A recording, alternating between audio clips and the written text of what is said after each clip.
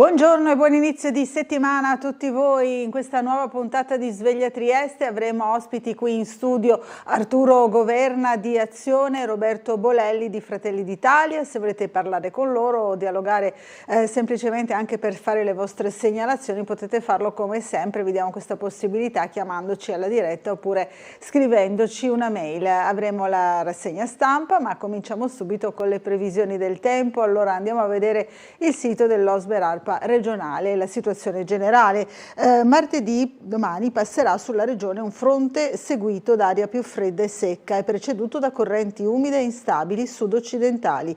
Quindi per oggi, lunedì 11 maggio, cielo da nuvoloso a coperto, rovesci e temporali diffusi su tutta la regione che localmente potrebbero essere più forti. Nell'arco della giornata le piogge saranno da abbondanti a intense, specie sulle zone orientali, dove non sono escluse localmente piogge molto intense. Sulla costa soffierà vento moderato da sud o libeccio. Questo è il quadro di oggi, ma guardiamo anche la giornata di domani, martedì 12 maggio, un ulteriore peggioramento del quadro meteo. Nella notte fino al mattino cielo da nuvoloso a coperto, con possibili rovesci e temporali più probabili sulle zone orientali, dove le piogge potrebbero essere localmente intense. Quota neve inizialmente a circa 2300 metri, in successivo e rapido calo a circa 1200 sul Tarvisiano e 1400 altrove.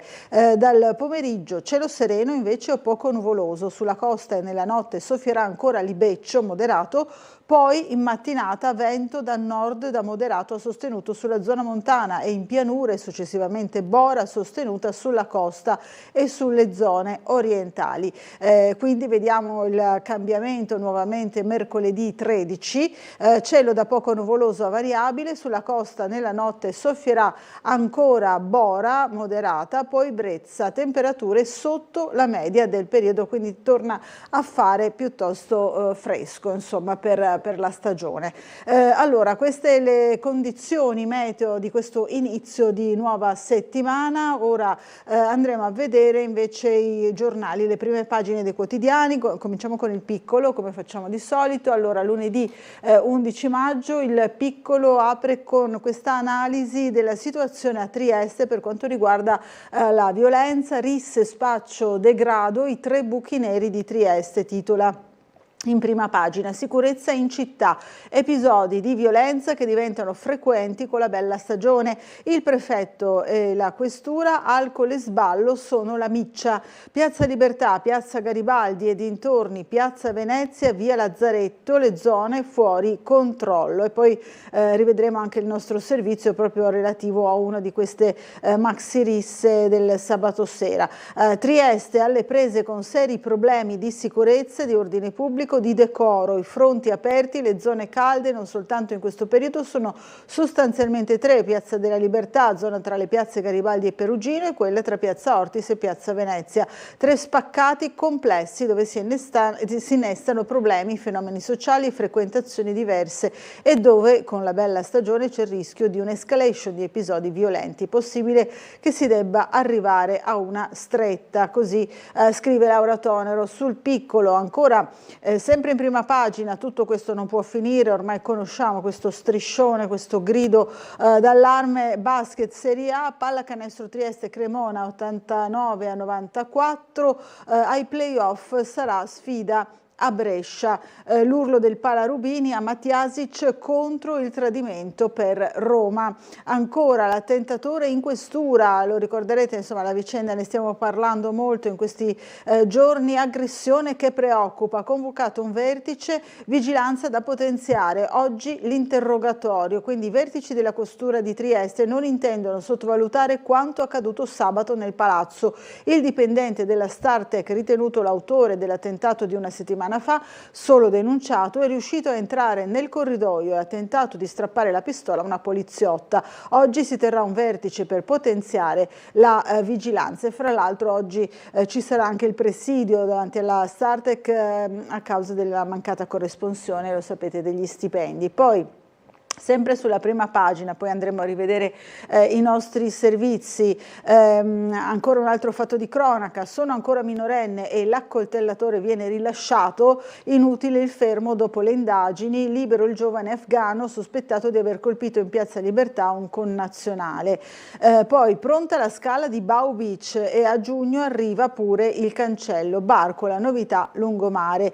Vediamo le notizie di carattere nazionale. Giuli licenzia il suo staff, terremoto al Ministero, fondi negati al film su Regeni per questo motivo, ma questa è la notizia che troveremo un po' su tutti i giornali, mentre quest'altra notizia la troviamo anche sull'edizione isontina e goriziana monfalconese. Allora andiamo subito a vedere questa edizione del Piccolo, il fenomeno Monfalcone, uno studio per capire. La città col 33,4% di stranieri, affidiamoci al metodo scientifico, appello a istituzioni e aziende, iniziativa di 2 ex assessori regionali e di un gruppo di cittadini. Come saremo nel 2040? Raccogliere dati e pareri ne va del nostro futuro. Quindi Monfalcone 2040, che ne sarà della città che oggi conta il 33,4% di residenti stranieri, che con la sua produzione industriale contribuisce in maniera cospicua al PIL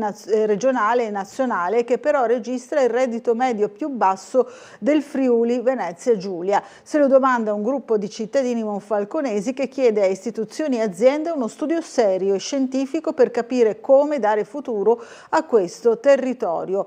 Sempre sull'edizione isontina, via libera all'area Baffi, intervento da 44 milioni a grado, l'Aula approva il piano attuativo e la variante urbanistica, dubbi su un altro supermercato, una veduta qui vediamo aerea della cosiddetta area Baffi. Ancora a Ronchi dei Legionari, allo Stadio Lucca, lavori al traguardo, e poi il Festival Gorizia, Oleotto, il confine porta ispirazione, dice il regista goriziano. Allora andiamo a vedere gli altri quotidiani, le prime pagine, poi torneremo sul Piccolo per approfondire le notizie più vicine a noi. Vediamo che si parla naturalmente molto della guerra. Trump-Iran, nuova rottura, risposta di Teheran al piano USA per la tregua. Il tycoon inaccettabile, il regime avverte Parigi e Londra, se inviate navi a Hormuz reagiremo. Israele, la guerra non finisce. Qui siamo sul Corriere della Sera, ancora lo sbarco blindato dei prigionieri del virus, tute, mascherine e paura, un francese positivo a Tenerife. Vediamo un passeggero della nave da crociera Hondius colpita da un'epidemia di hantavirus, disinfettato sulla pista dell'aeroporto a Tenerife. Vediamo ancora Stab, l'ora di parlare con Mosca, il presidente finlandese. Giuli va allo scontro e fa fuori il suo staff, via Proietti di Fratelli d'Italia e Merlino vicino a Fazzolari. Altro terremoto al Ministero della Cultura, l'abbiamo già visto anche sul Piccolo. Alessandro Giuli azzera tutto lo staff, già partiti i decreti di revoca per Emanuele Merlino, responsabile della segreteria tecnica del MIC e uomo di fiducia del sottosegretario Giovan Battista Fazzolari, e per Elena Proietti a capo della segreteria personale del ministro. Al centro ci sarebbe appunto il film documentario su Regeni.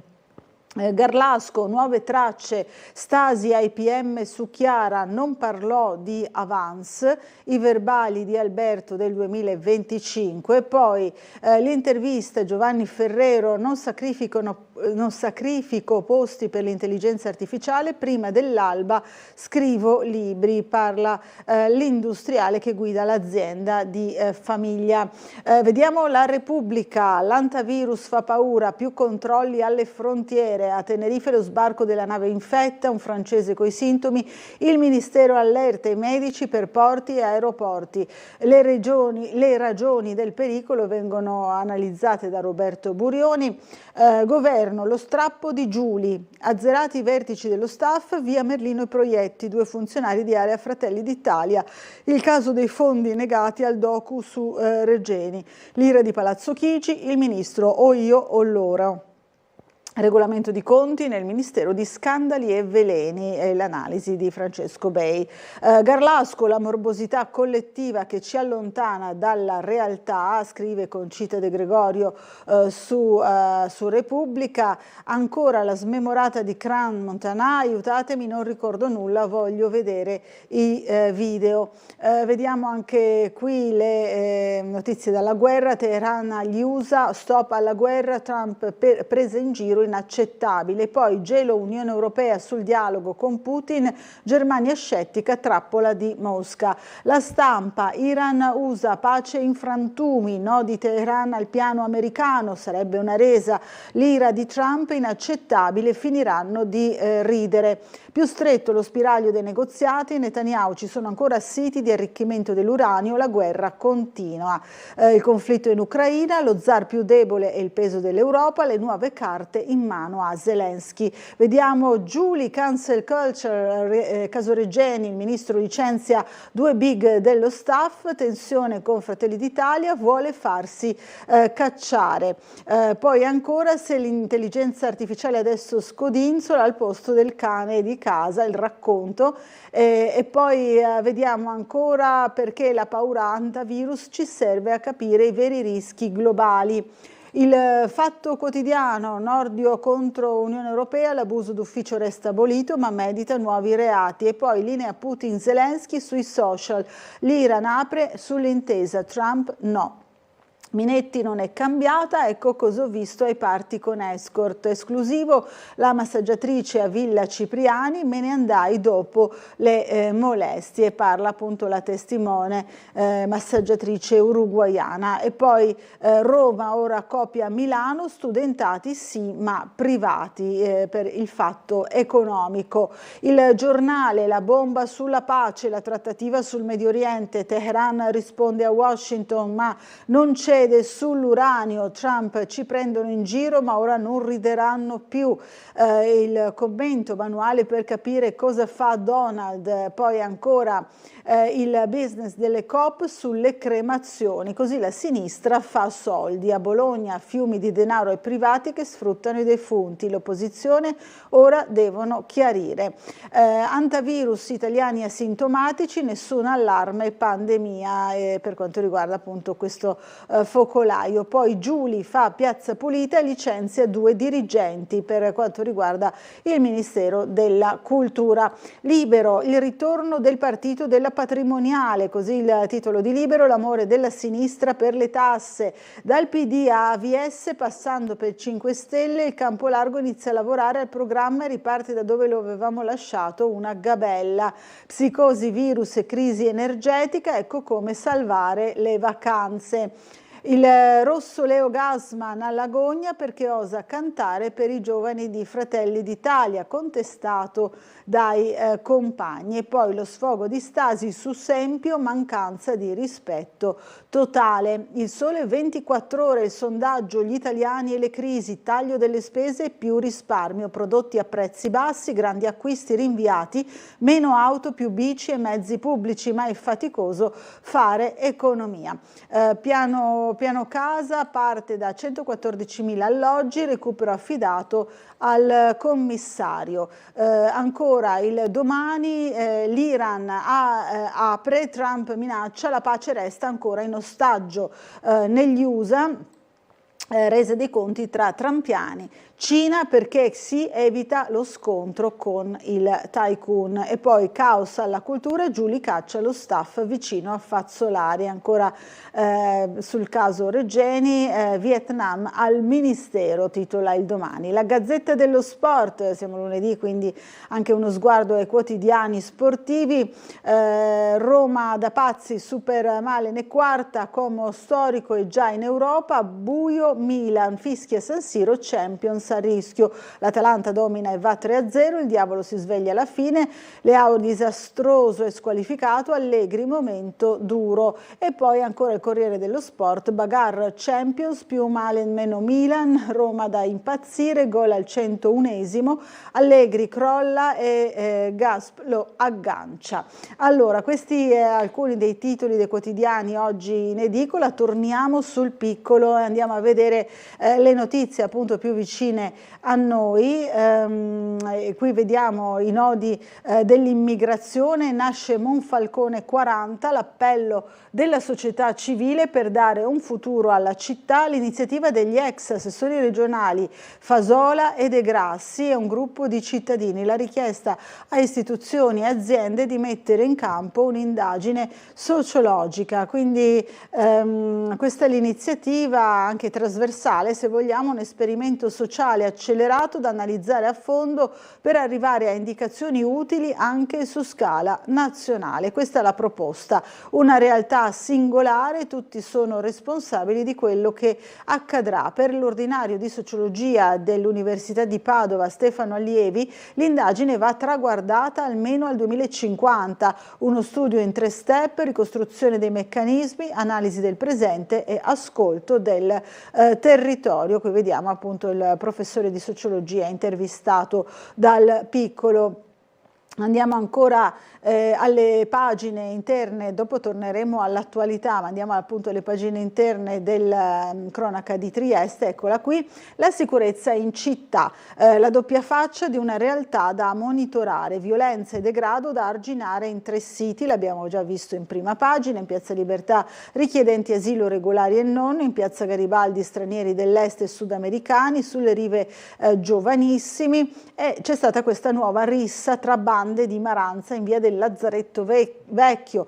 Sabato sera una decina di feriti lievi e cresce l'esasperazione tra i residenti. Ne abbiamo parlato anche noi, facendovi anche vedere il video che è circolato in particolare sui social. Allora rivediamolo insieme a cura di Umberto Bosazzi. 2 risse a distanza ravvicinata hanno caratterizzato la nottata di ieri nelle zone della Movida triestina. Le immagini che state vedendo, forniteci da Trieste Prima, raccontano quanto accaduto in via del Lazzaretto Vecchio, all'incrocio con via degli Argento. Numerosi ragazzi si trovano nella zona, ad un tratto uno di essi si avvicina ad un altro e gli sferra un pugno in pieno volto. La situazione degenera immediatamente, i ragazzi si allontanano, chi si dirige verso via Economo, chi si dirige verso piazza Venezia, dove fra l'altro attorno alla mezzanotte una maxi rissa ha visto 6 persone rimaste ferite a seguito dell'aggressione nei confronti di una di esse, contro la quale era stato spruzzato dello spray al peperoncino. Il ragazzo è poi stato picchiato da un gruppo di 30 o 40 persone, secondo alcuni testimoni una sorta di muro umano che impediva alle persone di passare. Il tutto è avvenuto poco distante dalla discoteca Deus. I bodyguard sono pure intervenuti per cercare di riportare la calma. Gli aggressori, un gruppo nutrito di cui facevano parte anche minori e stranieri che avrebbero utilizzato bottiglie rotte per colpire le persone finite a terra. Carabinieri e Polizia di Stato sono intervenuti sul posto, così come un'ambulanza e l'automedica. Questa è la situazione, ma andiamo a vedere ancora le polemiche sul Giornale. Ci sono le reazioni dei partiti. Qui vediamo la Dem Conti, risse giovanili, colpa della destra. Dice c'è da preoccuparsi se questo è l'assaggio dell'estate che aspetta i triestini. Il prefetto, gli eccessi, il prefetto Giuseppe Petronzi reputa come gli episodi di questi ultimi giorni pongano all'attenzione, oltre a comportamenti criminali, temi delicati come un'eccessiva propensione all'alcol, le recidive e altre forme di disagio. Fermato e rilasciato, sono minorenne, il caso, l'afgano che ha accoltellato il connazionale sulla panchina, ne avevamo parlato anche noi nel fine settimana, si è rivolto così agli agenti, segnalato alla procura per i minori. Vediamo anche il questore, l'intervento del questore, il presidio in Piazza Libertà è ormai giornaliero, ma ci sono anche altre zone calde che presentano criticità e fenomeni diversi, dice il questore, quindi richiedono strumenti di prevenzione e intervento differenti, ha spiegato Lilia Fredella. Vediamo ancora le misure del 2025, dalle zone rosse fino alle ordinanze di stop anticipato. Lo scorso anno nelle aree più critiche erano state adottate anche le limitazioni ai locali. Vediamo anche i provvedimenti presi elencati dall'assessore alla sicurezza Caterina De Gavardo. Riciclaggio di denaro e soldi al terrorismo, 2 segnalazioni al giorno per per operazioni sospette. Questo è un report della Banca d'Italia. Trieste prima in Friuli Venezia Giulia e quinta in Italia per avvisi in rapporto agli abitanti. Nel 2025 sono stati 816 gli alert, la Guardia di Finanza specificità con porto e confine. Poi ancora blitz in questura dell'attentatore, l'attentatore della Startec, vertice per potenziare la vigilanza. Dopo l'aggressione alla poliziotta questa mattina ci sarà una riunione sulle contromisure, interrogatorio per l'arrestato. Allora rivediamo insieme il nostro servizio. Il 47enne dipendente della Startec, che una settimana fa era intenzionato a far saltare in aria lo stabilimento, è in carcere. Ieri pomeriggio in questura l'uomo ha aggredito una giovane poliziotta, quindi ha cercato di strapparle la pistola dalla fondina. Per fortuna alcuni agenti presenti nel corridoio lo hanno fermato ed ammanettato. Inutile sottolineare la memoria di quanto accaduto nell'ottobre di 6 anni fa, quando Alejandro Augusto Stefan Meran aveva disarmato un poliziotto e sparato all'impazzata uccidendo gli agenti Pierluigi Rotta e Matteo De Menego, ma anche l'episodio del giovane afghano che nel 2014, dopo aver preso la pistola ad un agente sempre all'ingresso della questura, era fuggito verso la chiesa del Rosario esplodendo alcuni colpi in aria per poi suicidarsi.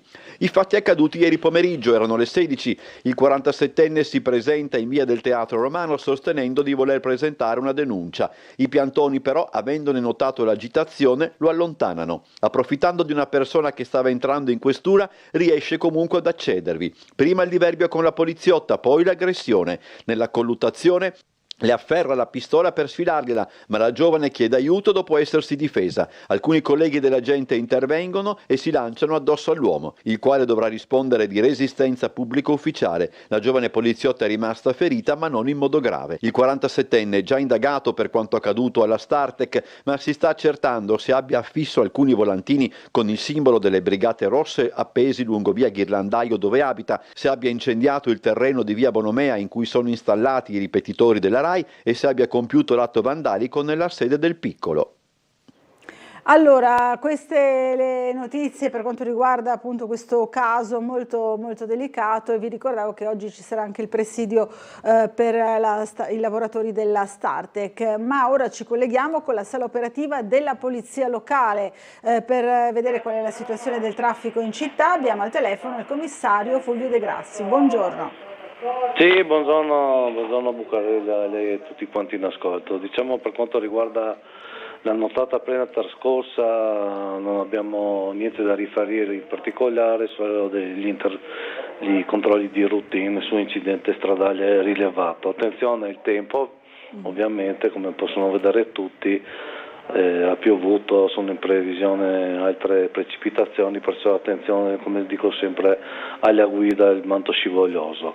Al momento attuale ci sono 2 incidenti in atto, nel senso sono in atto i rilievi, però non da parte nostra, comunque in grande viabilità triestina. Attenzione, in direzione di Muggia all'altezza più o meno di altura, il chilometro 11 ce n'è uno rilevato dalla Poestrada, mentre ce n'è un altro, questo non so se è solo danni o feriti, comunque pericoloso comunque essendo in questa grossa arteria, e poi ce n'è uno solo danni in Sette Fontane Padova in città, i carabinieri sul posto per i rilievi.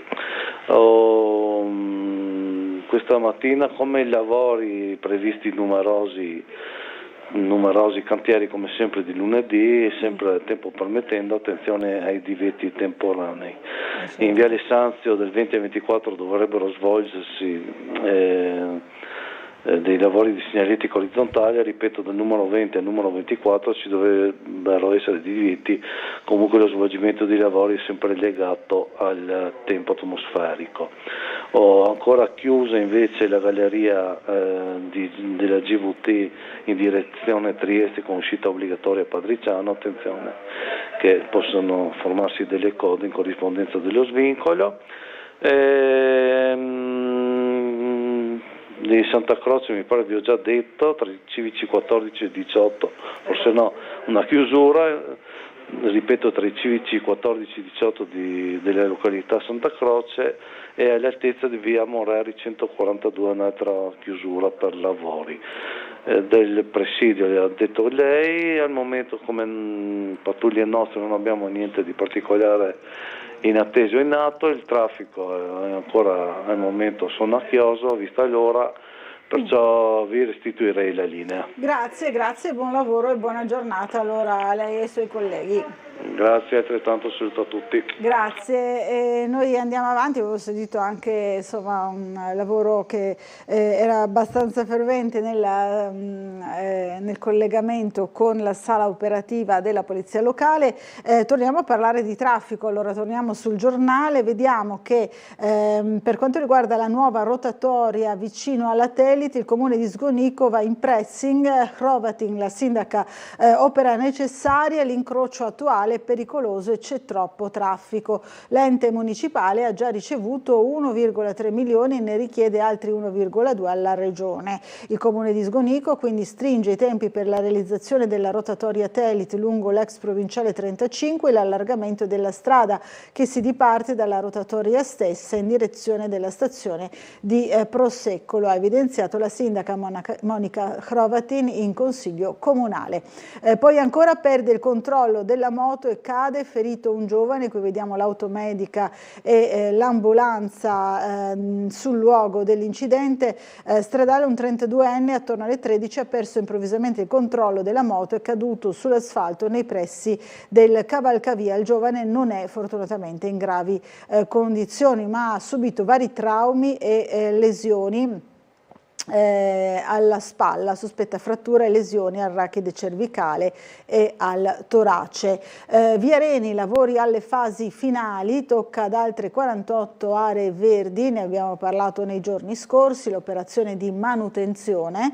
E ancora vediamo qui la Bau Beach, la scala è pronta e a giugno arriva anche il cancello. La spiaggia per cani si prepara alla stagione dopo il via provvisorio del 2025. Pronto nuovo accesso, ora i ritocchi finali con il recinto di sicurezza e il parapetto. L'estate scorsa un meticcio era corso in strada perdendo la vita, quindi ieri il cielo non era dei migliori, così anche ieri mattina Arturo e Lola, Golden Retriever e Labrador, avevano la Bau Beach di Barcola tutta per loro. Allora andiamo a vedere anche noi il nostro servizio riferito proprio a ieri, proprio per quanto riguarda la panoramica sulla cosiddetta Bau Beach.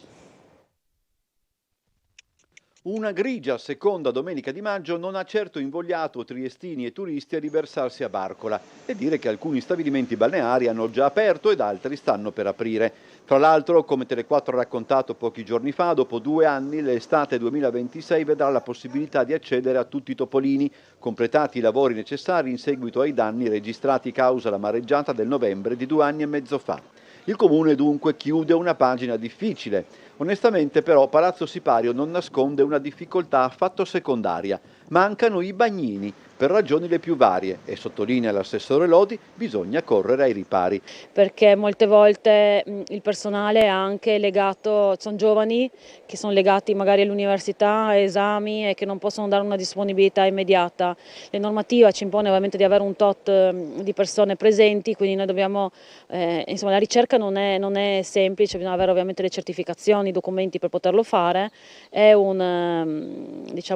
essenziale averli ovviamente in tutte le strutture balneari, ma è complicato anche trovarli e reperirli. In un simile contesto possono invece tirare un sospiro di sollievo i padroni dei cani. Lo spazio riservato ai loro amici a 4 zampe, il Bau Beach, può partire in via definitiva. Manca ancora qualcosina, sostanzialmente la ringhiera definitiva e quindi siamo praticamente pronti per inaugurarla in via definitiva. L'altro anno era in via provvisoria perché avevamo voluto aprire nonostante i lavori non fossero finiti, quindi quest'anno le apriremo ufficialmente. I veterinari in ogni caso raccomandano ai padroni dei cani di rispettare una serie di precauzioni. Non tutte le razze sopportano un'esposizione al sole prolungata, tenendo conto appunto delle caratteristiche tipiche di ciascun animale. Queste insomma le raccomandazioni per i cani e per la bella stagione che si aprirà fra poco. Torniamo ancora sul giornale. Investito da un'auto sul Carso sloveno, ferito un ciclista triestino grave. Un ciclista appunto triestino di 66 anni è rimasto vittima di un grave incidente stradale nella tarda mattinata di ieri nella zona di Goriano sul Carso sloveno. A darne notizia è la questura di Capodistria con un comunicato stampa. Il sinistro al vaglio della polizia slovena sarebbe stato causato da un automobilista di 49 anni alla guida di un'auto proveniente dall'Italia diretta appunto verso la località d'oltre confine. Ci fermiamo per una breve pausa pubblicitaria, ci rivediamo fra pochissimo ancora con la nostra rassegna stampa.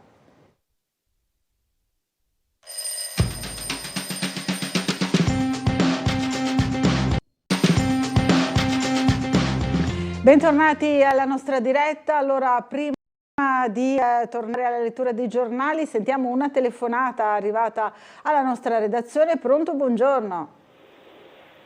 Pronto? Sì, buongiorno. Buongiorno, volevo segnalare a Grignano, in una zona così elegante, e c'è tanto, buttano via l'immondizia, però quelle lì del ristorante, perché si vede, le cassette, ci sono tante bidone vuote e queste qua non mettono ciò che devono fare dentro i bidoni. Ho comunicato ieri all'emergenza, ma dicono devo chiamare al comune, ma sto chiamando voi. Grazie. Potete fare presente questa segnalazione. Grignano, l'ultima fermata del bus 6. Del bus 6, perfetto, grazie. Sì, di dare un'occhiata, perché è illogico non buttare ciò che devono nei cassonetti che sono pure vuoti. Ci sono, no?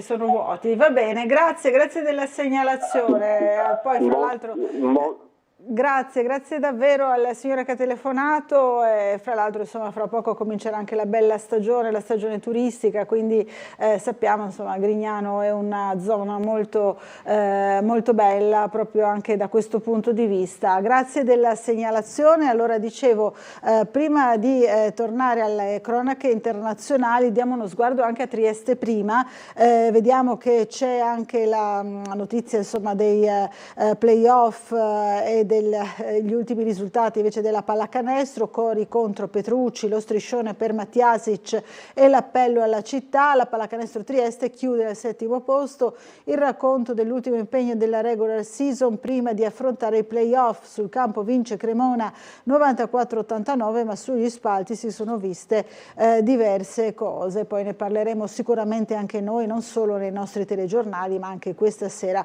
al Caffè dello Sport. E poi una notizia curiosa: cedono i freni dell'auto, precipita nel campo da calcio dell'Oratorio, l'ospedale con una gamba rotta. Possiamo vedere anche la foto che ci è stata appunto inviata dai vigili del fuoco. Un uomo sulla settantina è finito in ospedale con un grave trauma agli arti inferiori dopo essere rimasto vittima di un tanto pericoloso quanto curioso incidente. Stando a quanto si apprende, l'uomo stava facendo manutenzione sulla sua Citroen all'interno del parcheggio della chiesa di San Francesco in via dello Scoglio, quando per cause da accertare la macchina ha iniziato a muoversi e l'auto a quel punto ha iniziato a scivolare lungo la scarpata che divide il parcheggio dal campo da calcio dell'Oratorio. Alla fine della scarpata poi la Citroen è precipitata nel campo. L'uomo, rimasto dentro al mezzo, ha subito un grave trauma a una gamba con una sospetta frattura dell'arto. Sul posto i sanitari del 118 che hanno prestato le prime cure al malcapitato, oltre ai vigili del fuoco. Insomma, questo è accaduto e vediamo l'immagine abbastanza impressionante di quello che è successo ieri. Allora, vediamo, torniamo sul giornale, sul piccolo, per le pagine dell'attualità internazionale. Vediamo, si parla ancora naturalmente delle crisi internazionali, in particolare di Teheran che apre al piano, ma Trump si infuria: ci avete preso in giro. Parla anche Netanyahu, non è ancora finita, c'è ancora da portare via l'uranio. La minaccia Francia e Regno Unito se schiereranno le proprie navi nello stretto, lo stretto di Hormuz. Vediamo ancora Israele espelle gli attivisti della flottiglia. Continuiamo a combattere per Gaza. Saf Abu Keshek arrivato a Barcellona, Thiago Avila in Egitto. Vediamo ancora le crisi internazionali. Putin vuole la vittoria sull'Ucraina, Witkoff e Kushner presto a Mosca. I possibili mediatori per la pace, Bruxelles valuta Merkel o Draghi. Il pressing della Lega sulla maggioranza, occasione per dialogare con la Russia, gli alleati del Carroccio tra cautela e scetticismo. Fondi negati al docufilm su Regeni, Giuli licenzia lo staff responsabile, l'abbiamo visto su tutti i quotidiani. Via il collaboratore Emanuele Merlino, uomo di fiducia di Fazzolari, perché è a conoscenza del dossier Ribaltone al Ministero della Cultura. Il ministro nei giorni scorsi aveva definito la vicenda scandalosa e inaccettabile. Lo aveva reso noto alla cerimonia che si è tenuta al Quirinale in occasione dei David di Donatello. Il no ai finanziamenti pubblici per il documentario, il docufilm su Giulio Regeni, il dottorando di Fiumicello sequestrato, torturato e ucciso in Egitto, dove stava conducendo la sua ricerca sul campo per il ministro della Cultura Alessandro Giuli, è inaccettabile. Di più scandaloso, ha ribadito il giorno dopo ai microfoni di Sky TG24. Ora rotola una testa, ritenuta colpevole di quanto successo, e non è l'unica, abbiamo visto un po' dappertutto. Andiamo a vedere ancora i lavori in corso, siamo nelle pagine dell'Istria, Quarnero e Dalmazia, lavori in corso in tre tratti sulla statale Cherso-Lussino. Gli interventi stanno interessando le aree di Predo Schizza e Lussin Piccolo, il segmento tra Cosetti e Caisole è l'unico mancante per completare l'operazione, cantieri in vista dell'estate. Pago mette una taglia di 1.000 euro sugli sciacalli. Ancora vediamo sempre sul Piccolo, Varescia avvelenata dal piombo, faro su una miniera canadese, il caso in Bosnia-Erzegovina. Poi nave del virus, finisce l'Odissea, passeggeri sbarcati a Tenerife, il trasporto all'aeroporto è avvenuto all'interno dei bus dell'unità d'emergenza dell'esercito iberico. Gli spagnoli sono stati i primi a lasciare l'imbarcazione focolaio dell'antavirus. Allarme da Parigi, un cittadino francese ha accusato i sintomi sul volo di rientro. Sono asintomatici 4 passeggeri del volo KLM, il Ministero rassicura non c'è rischio di pandemia, dicono da Roma. L'ombra del contagio sull'isola remota, aiuti paracadutati su Tristan da Cunha nell'Atlantico, e poi ancora le accuse dei PM, siamo al caso Garlasco, Assempio annientò Chiara con furia, queste le accuse, e qui lo vediamo Andrea Assempio è uscito da un interrogatorio. Il caso del giallo di Tarcento, la famiglia, insomma le ricerche di madre e figli senza esito, le forze in campo sono state ridotte, tutti i dubbi degli investigatori. La 49enne Sonia Bottacchiari e i 2 ragazzi di 14 e 16 anni non danno più notizie dallo scorso 21 aprile. La procura di Piacenza ha aperto un'inchiesta per sottrazione di minori, tanti gli interrogativi senza risposta. Ennesimo appello lanciato dai familiari attraverso Penelope, segnalate qualsiasi dettaglio utile al ritrovamento. Al campo base è arrivato il sindaco Mauro Steccati, speriamo in un lieto fine, ci siamo messi a disposizione. L'ipotesi della nonna paterna, sono ancora con i loro cani, per ora nessuna pista. 4 cani svaniti anche loro nel nulla insieme a Sonia Bottacchiari, 49 anni, e ai 2 figli di 16 e 14 anni, anche loro come i 3 padroni sono scomparsi il 20 aprile scorso dopo essere partiti da Castellarquato del Piacentino in direzione Friuli Venezia Giulia. Ieri al campo base per le ricerche di Tarcento la nonna paterna dei due ragazzi, Cristina Gandolfi e Federica Obizzi, presidente della sezione regionale dell'associazione Penelope Italia, dedita al supporto di familiari e amici delle persone scomparse, hanno voluto lanciare un appello legato proprio alla diffusione dei tratti più distintivi degli amici a quattro zampe, con cui Bottacchiari e i suoi figli si sarebbero mossi fino alla loro sparizione e forse anche oltre. Sono molto affezionati ai cani, ha spiegato Bizzi, presumibile che si spostino sempre con loro. Vediamo la dunata degli alpini a Genova, la dunata sfila a Genova. Mattarella, voi custodi di tradizioni, di lealtà. Ricordato anche il sisma del Friuli nella giornata clou del raduno degli alpini, oltre 15.000 le penne nere da Friuli Venezia Giulia e Veneto, Crosetto, fraternità autentica. E alla dunata di Genova c'era anche il nostro Omar Costantini, allora rivediamo il suo servizio. Trieste è tonica. Bene, bene. Perfetto. Quanti siete qui rappresentanti? Di Trieste una cinquantina. Di Trieste. Dopo dietro c'è Gorizia e tutte le altre sezioni del Friuli Venezia Giulia. Alpini di mare sempre presenti. Sempre presenti, Alpini de Mar. Ma noi abbiamo fatto anche un bel incontro anche con la sindaca in questi giorni e abbiamo fatto delle battute sul nostro mare e sul venticello che c'era. Possiamo dire che Genova è la Trieste di Ponente. Sì, ma comunque siamo trovati, posso dire la verità, ci siamo trovati benissimo, siamo stati accolti molto bene da tutta la popolazione, da tutte le persone che ci hanno fermato, genovesi, per cui lasciamo le polemiche che sono state, sì, una piccola, non va bene così, anzi, bisogna ringraziare Genova per quello che ha fatto. Buona sfilata allora. Grazie. Ciao. Il gruppo Media Nord-Est anche quest'anno ha seguito la dunata nazionale degli alpini svoltasi a Genova parzialmente sotto la pioggia. Al di là di ciò, ancora una volta la manifestazione ha rinsaldato il legame del nostro paese con le penne nere, andando oltre le polemiche dei giorni scorsi. Per dire della Chiarel sul cappello alpino ai volontari delle Olimpiadi non sembra esservi stata traccia. La sfilata è proseguita senza sosta, come al solito concedendo spazio anche alle sezioni provenienti dall'estero.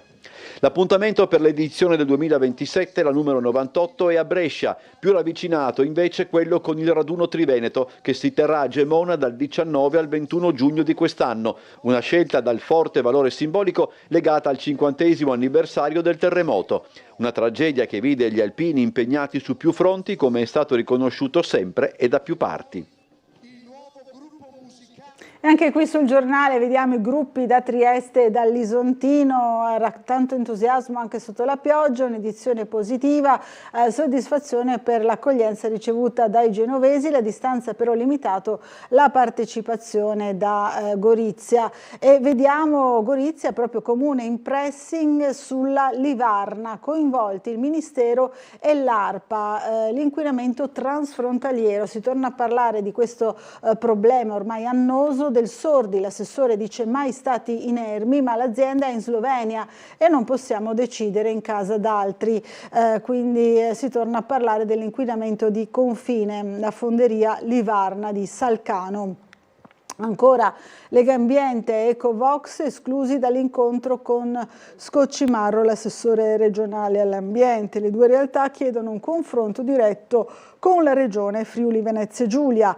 Autopadrone di Borgo Castello, comune in cerca di soluzioni. I residenti chiedono le ZTL, gli esercenti vogliono il ripristino del disco orario. L'assessore Oreti va trovato un compromesso, il maniero crea indotto. E qui vediamo auto parcheggiate in divieto di sosta appunto in Borgo Castello. La protesta dei residenti qui è un caos quotidiano. Vediamo ancora Gorizia, si è chiusa con Oleotto, il confine è fonte di ispirazione, ha detto il regista goriziano. Vediamo ancora la pagina di Monfalcone, Roggia San Giusto e Rete Fognaria, lavori addirittura, poi gli allacci. Un red carpet dal volto pop in Piazza della Repubblica, la sfilata di moda e non solo, in occasione dell'evento il distretto in passerella. Capodanno bengalese, ecco la multa, 1.000 euro. La contestazione riguardava in particolare la mancata richiesta della deroga acustica, notificata agli organizzatori la sanzione per la musica troppo alta senza autorizzazione durante la festa dello scorso 2 maggio. Stadio Lucca di Ronchi verso la rinascita, cantiere al rush finale, entro pochi mesi completamento di tribune e servizi dopo l'integrazione dei fondi necessari da parte del Comune. Torniamo sull'edizione di Trieste, abbiamo già parlato di Startec, oggi il presidio ai cancelli, c'è la promessa sulle paghe. E c'è la mobilitazione, appunto oggi è un giorno chiave per i 320 lavoratori di Startec, la storica azienda di componentistica elettronica di strada al Monte d'Oro a Trieste, da 2 settimane senza stipendi. Le paghe di aprile non sono mai arrivate. Il CEO Novica Mrdovic Vianello ha assicurato che oggi tutti i dipendenti si vedranno accreditati gli stipendi, ma è l'ennesima promessa e dopo 3 impegni disattesi ora sindacati e lavoratori stentano a credere alle sue parole. Così oggi è anche il giorno in cui ci sarà la prima mobilitazione pubblica organizzata dai sindacati con un presidio ai cancelli della fabbrica seguito da una conferenza stampa. Scoramento e disillusione sono i sentimenti che caratterizzano la vigilia. La RSU di fabbrica intanto sprona i lavoratori a tenere il fronte compatto nonostante la disperazione e la rabbia che sento tra i reparti e negli uffici, dice appunto l'RSU. Nessuno dovrebbe trovarsi a lavorare senza la certezza di poter fare la spesa o pagare il mutuo. Andiamo ancora avanti, sempre nella lettura dei giornali.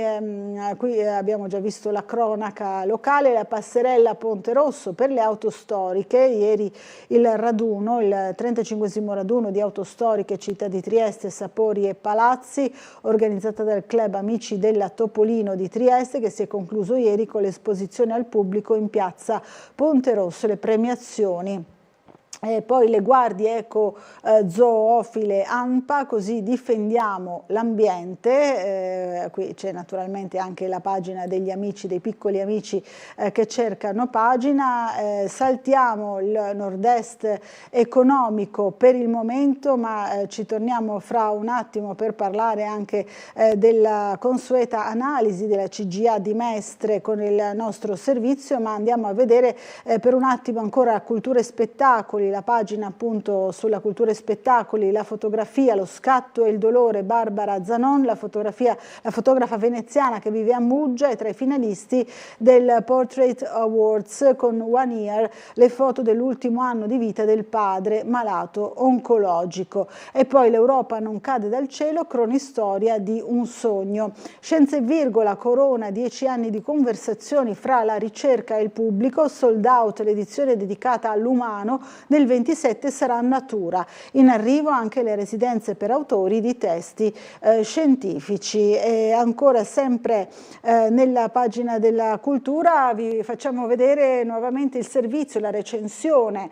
del nostro Umberto Bosazzi sull'altro spettacolo. Avevamo già visto quello di lirica, ora quello di prosa, relativo proprio a questo progetto su Romeo e Giulietta, andato in scena al Verdi, ma in collaborazione con il Rossetti. Rivediamolo.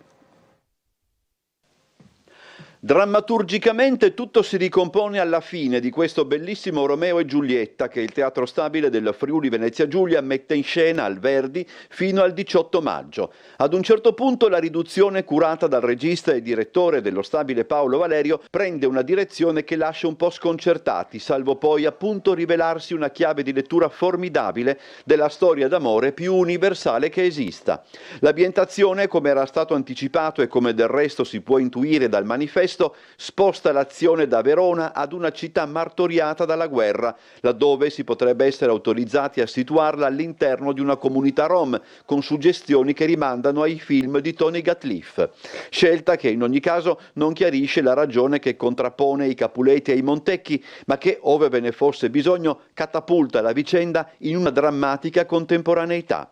Allo strepitoso ed intergenerazionale successo dello spettacolo contribuiscono la scenografia essenziale e pur ricca di Francesca Tonno, le musiche di Walter Sivilotti, le videoproiezioni di Alessandro Papa, i costumi di Stefano Nicolao e le coreografie di Monica Codena, ma soprattutto gli attori. La scelta di affidare i ruoli principali a giovani professionisti si è rivelata vincente, già che essi hanno potuto portare in scena la loro freschezza.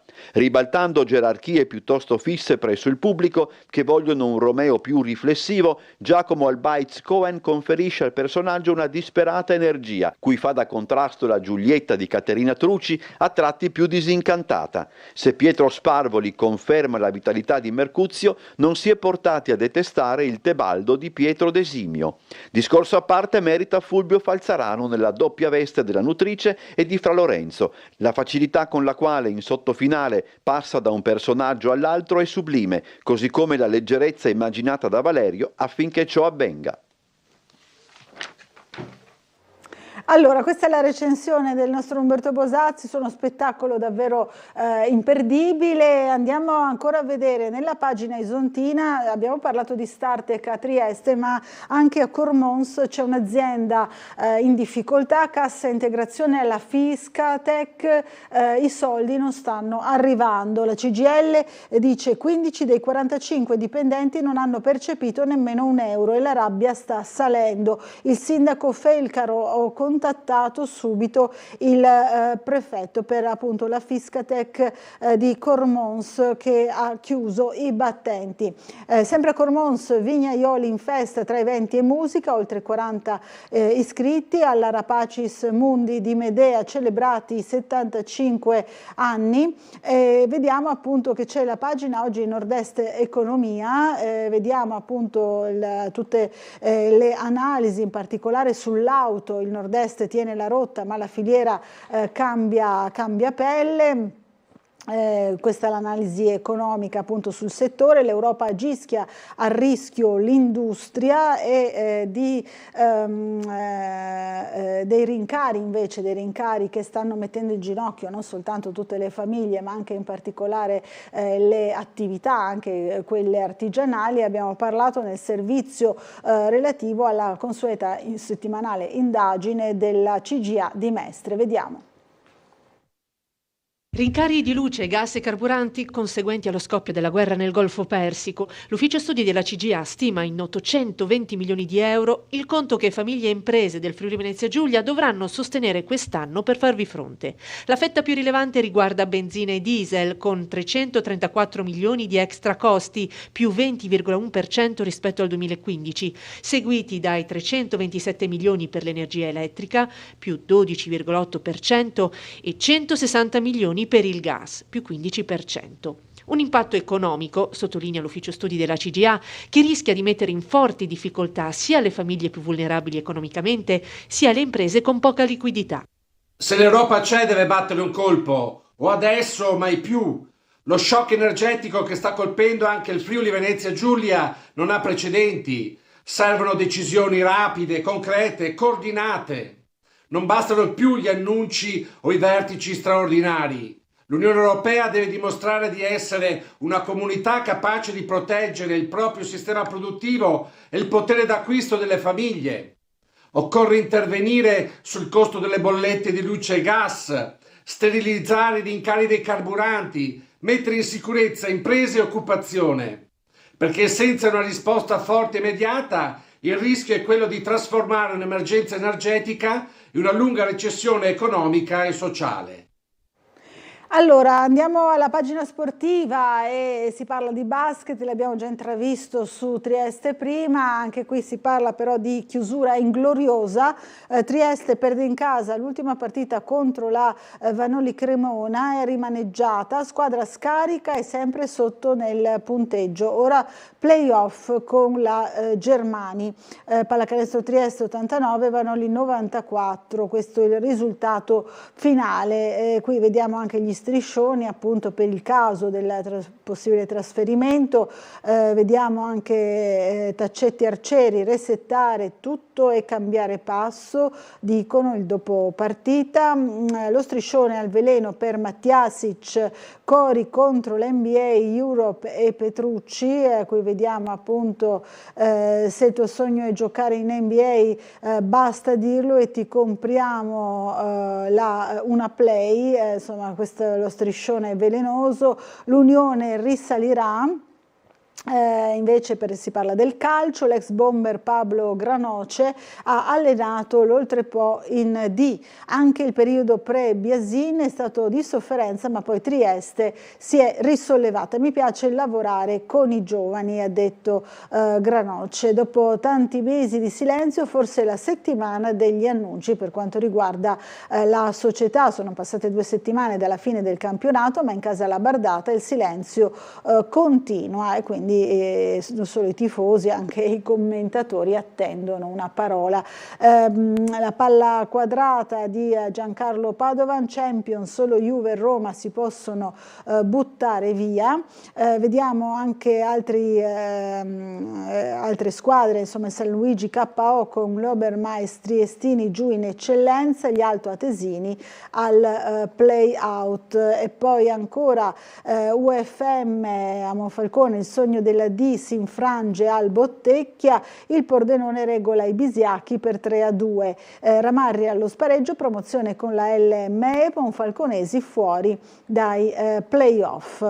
Ancora Pro Gorizia, il pari col Chiarbola vale l'accesso ai playout salvezza. Il Muggia si congeda con l'ultima vittoria, Fiume affondato. Ancora andiamo avanti, Vesna per quanto riguarda l'Isontino Arachiri con l'Aris, l'ISM 11 gol al Mladost e promozione in seconda. Naturalmente molto ricche oggi le pagine sportive, le pagine di calcio. E ancora Calligaris, il trofeo Calligaris di nuoto, la Gargani Florenzia domina i 100 rana, Giacobini USTN secondo nei 50, Rummolo dell'USTN trionfa nei 50 e nei 100, Mao del Veneto si aggiudica i 1500 stile libero.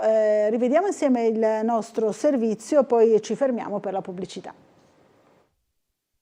Una 2 giorni da numeri record, ricca di giovani talenti. È andato in scena alla Piscina Bianchi il 21esimo trofeo Romana Calligaris di nuoto, organizzato dalla Triestina Nuoto Summer & Co Shipping con il supporto della regione Friuli Venezia Giulia. Oltre 800 iscritti tra atlete e atleti provenienti da 31 società, per un totale di 2700 presenze gara.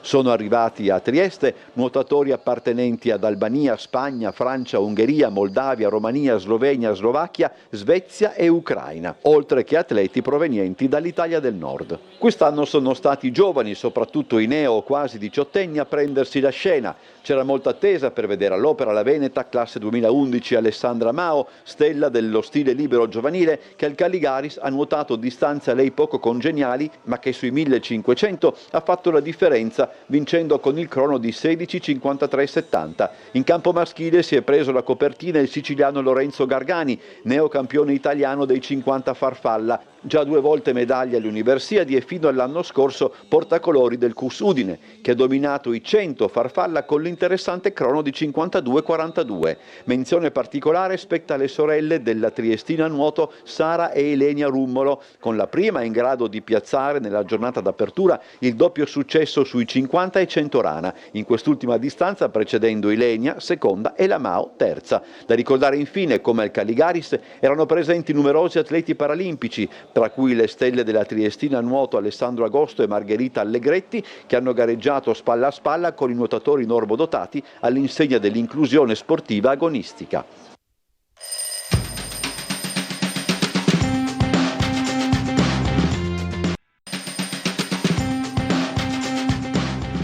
Bentornati in diretta a Sveglia Trieste, 8:08 del mattino. Diamo subito il buongiorno a Arturo Governa, neoeletto da poco, insomma, segretario comunale di Trieste di Azione. Buongiorno. Buongiorno a lei e buongiorno a tutti i telespettatori. Grazie di essere qui. Allora, recentemente c'è stato proprio il congresso, no, di Azione e c'è stata questa elezione appunto di questo impegno di Arturo Governa come segretario comunale di Trieste del partito. Insomma, immagino siano stati tanti temi trattati in questo congresso, a cominciare anche dalla collocazione, no, del partito, anche in vista delle prossime elezioni comunali, immagino. No? Sì, corretto.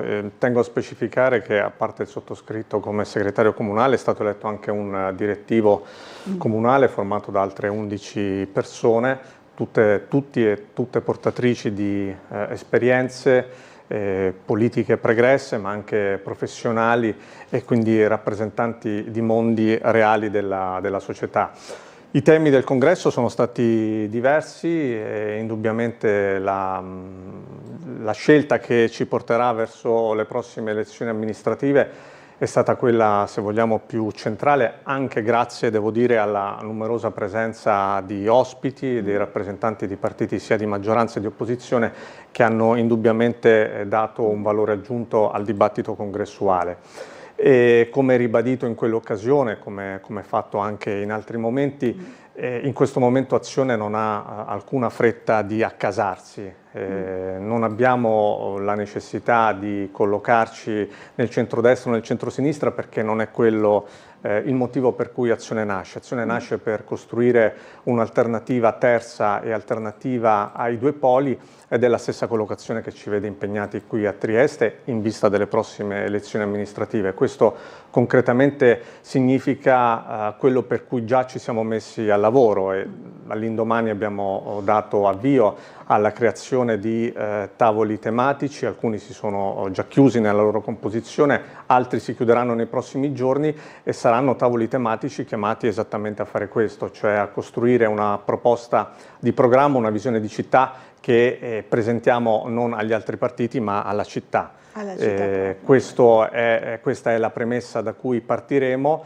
L'obiettivo è costruire attorno a quella proposta programmatica aggregazione di persone, di società e di pezzi di società, e certamente aperti al confronto con chi su quella proposta sarà disponibile a intavolare un dialogo politico. Allora, Governo, ci sono già le prime mail che arrivano a commento dei fatti del giorno che abbiamo letto sui giornali. Leggo le prime arrivate proprio al nostro indirizzo. Buongiorno, scrive Piero, fatti di sangue a Trieste, le reazioni della sinistra responsabile principale dell'immigrazione selvaggia sono a dir poco stravaganti. Dice Piero, secondo una distorta visione dei fatti, la colpa non è loro, ma di una certa magistratura schierata, bensì della destra, che poco ha fatto per impedire il degenerare della situazione. Insomma, non è d'accordo con questa lettura il signor Piero. Mentre sulla violenza e i minori interviene anche Maria Grazia. Sono minorenne, non potete farmi nulla, voglio sperare che l'afgano sospettato di avere accoltellato un altro straniero sia immediatamente sottoposto a radiografia del femore per accertare se davvero minorenne. Insomma, queste le prese di posizione dei nostri telespettatori, no? Maria Grazia e Piero. Partiamo da Piero, il quale, se ricostruisco bene, sostanzialmente dice non è colpa della destra come qualcuno vorrebbe far credere, ma è tutta colpa della sinistra, ed esattamente l'impostazione che anche recentemente abbiamo cercato di sconfessare, dal quale ci distanziamo, cioè continuare a leggere questi fenomeni in un'ottica è colpa della destra, è colpa della sinistra, è un approccio il medesimo seguito in tutti questi anni e che, come è evidente sotto gli occhi di tutti, non ha portato ad adottare alcuna soluzione.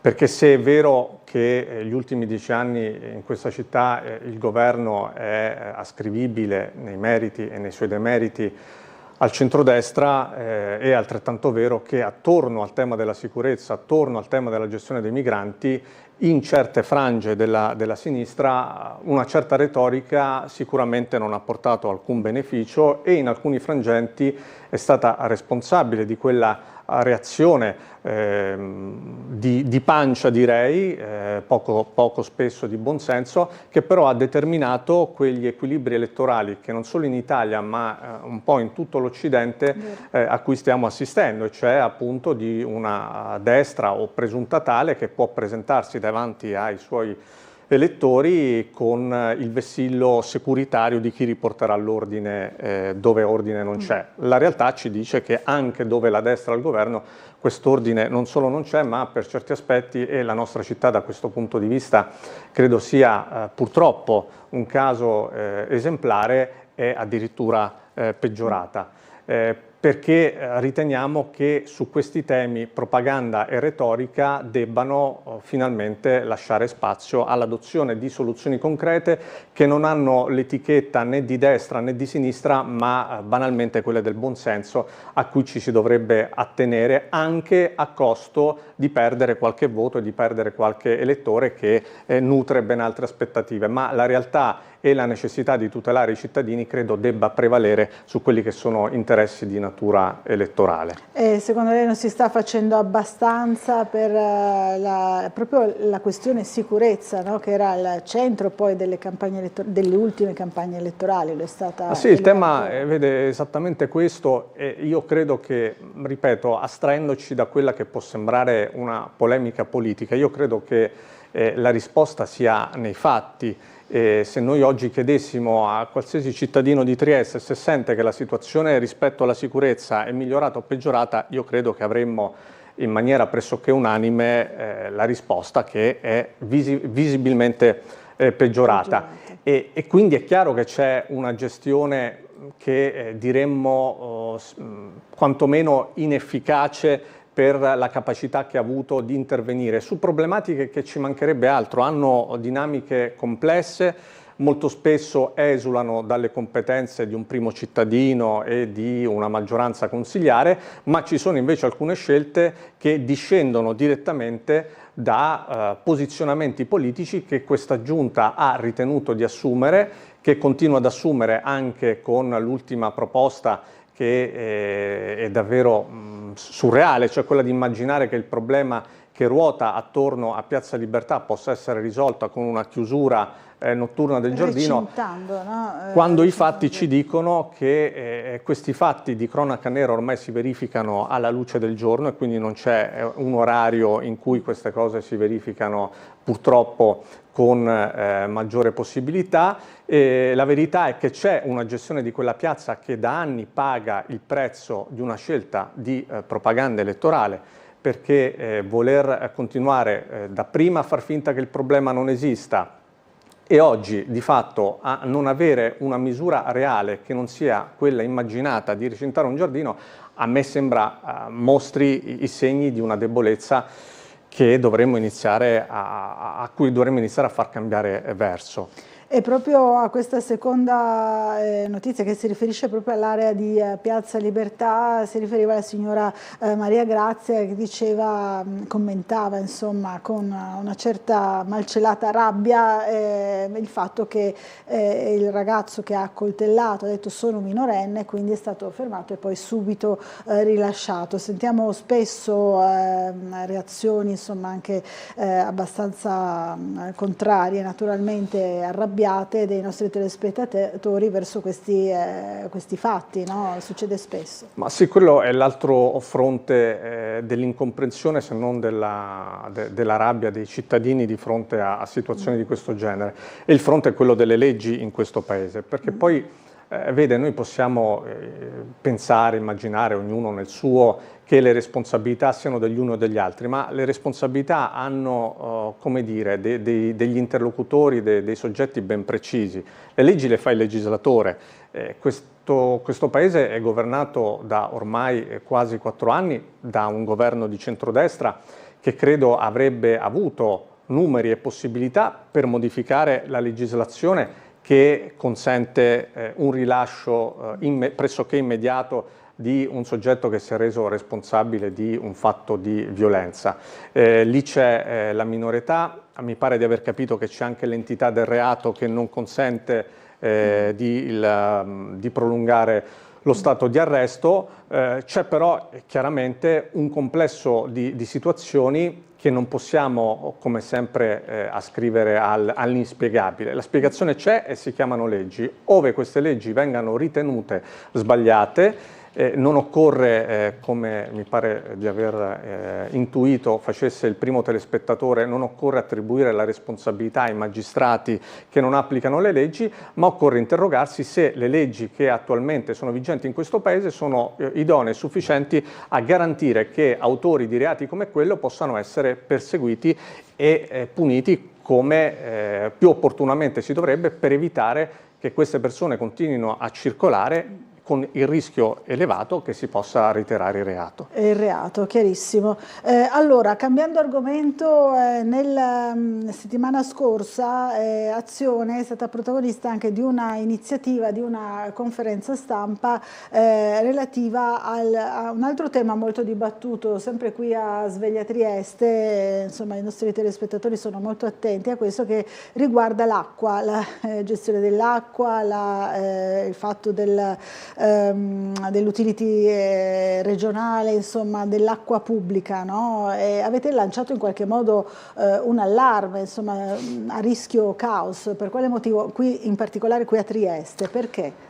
Sì, allora diciamo che più che un allarme abbiamo espresso una preoccupazione, una perplessità rispetto a quanto stava emergendo dal dibattito. Poi siamo stati, devo dire, prontamente rassicurati, anche grazie al vostro lavoro giornalistico, che ha messo in ideale contatto e dialogo Azione con l'assessore all'ambiente, regionale all'ambiente, che poi è competente per questa materia.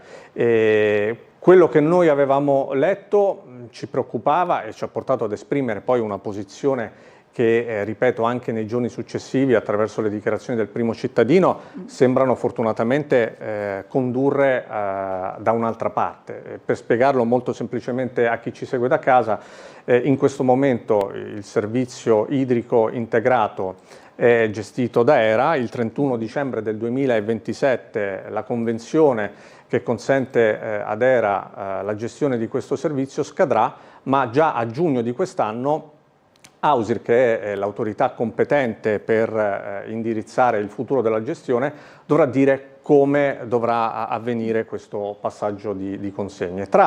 Questo passaggio di gestione, tra le varie ipotesi che erano emerse anche per voce della giunta regionale, l'idea è quella di arrivare ad una grande multi-utility regionale che possa gestire i servizi energia, idrici e i correlati. Noi riteniamo, ma ripeto, l'assessore ha detto che tutto questo non riguarderà Trieste, che una soluzione di questo tipo avrebbe fatto fare un passo indietro e non avrebbe consentito di avere quella trasparenza nell'affidamento e l'accesso ad un sistema concorrenziale fra soggetti capaci di svolgere quel servizio, che invece una gara europea, il sindaco di Piazza ha confermato che quello sarà l'indirizzo, verrà scelto. Questo rassicura noi, credo rassicuri i cittadini, rassicuri chi in questo momento, parlo dei lavoratori, si occupa di garantire ai cittadini l'erogazione di un servizio che viene in qualche modo da tutti certificato come un servizio qualitativamente elevato. Parallelamente si è sviluppato il dibattito politico di chi invece sostiene la necessità che si torni ad una gestione interamente pubblica dell'acqua. Su quello noi non siamo d'accordo.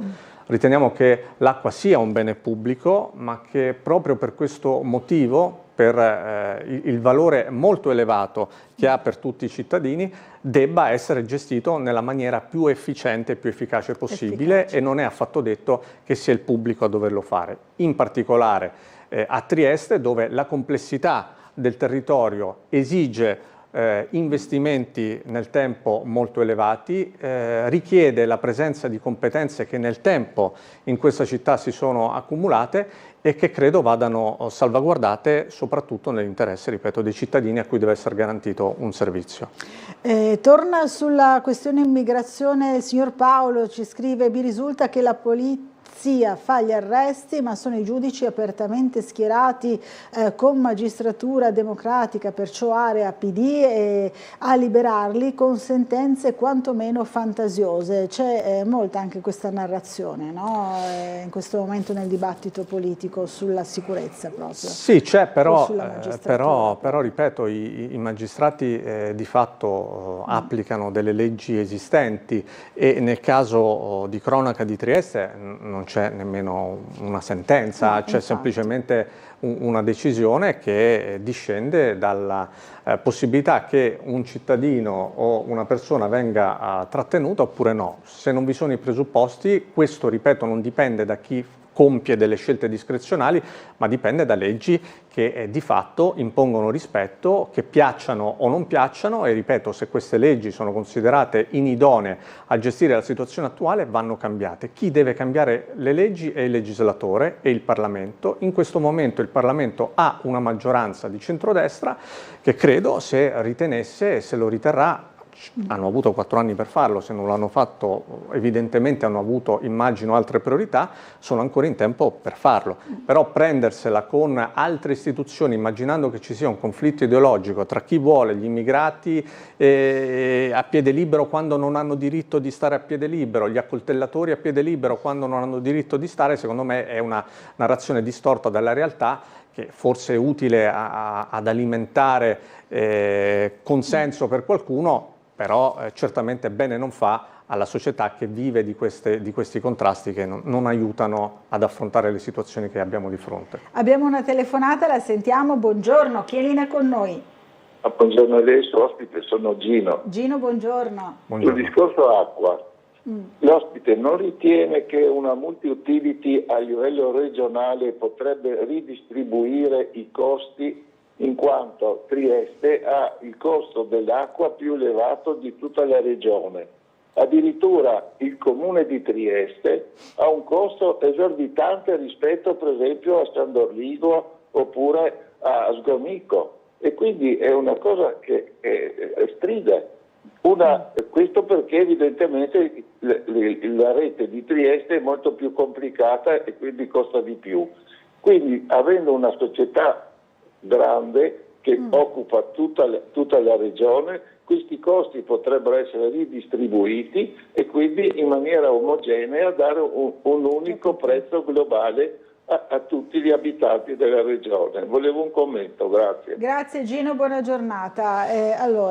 Grazie, dice, appunto, non sarebbe meglio una multi-utility regionale per redistribuire anche i costi, visto che Trieste poi ha i costi maggiori, no? E quindi anche il prezzo maggiore poi finale rispetto alla regione. Parto da una battuta e mi chiedo quanto felici potrebbero essere i cittadini di Udine o della provincia di Gorizia di sapere che i costi del complicato sistema idrico di Trieste finisca anche nelle loro bollette. Ma al di là della battuta, la domanda del signor Gino ha una premessa che è assolutamente legittima, cioè dire: ma se facciamo un grande soggetto regionale alla fine non c'è comunque la capacità di gestire la situazione anche di Trieste? La risposta è che ad oggi non esiste concretamente un'ipotesi che possa farci immaginare di creare un soggetto che abbia capacità finanziaria per gestire gli investimenti di manutenzione, ma non solo di manutenzione,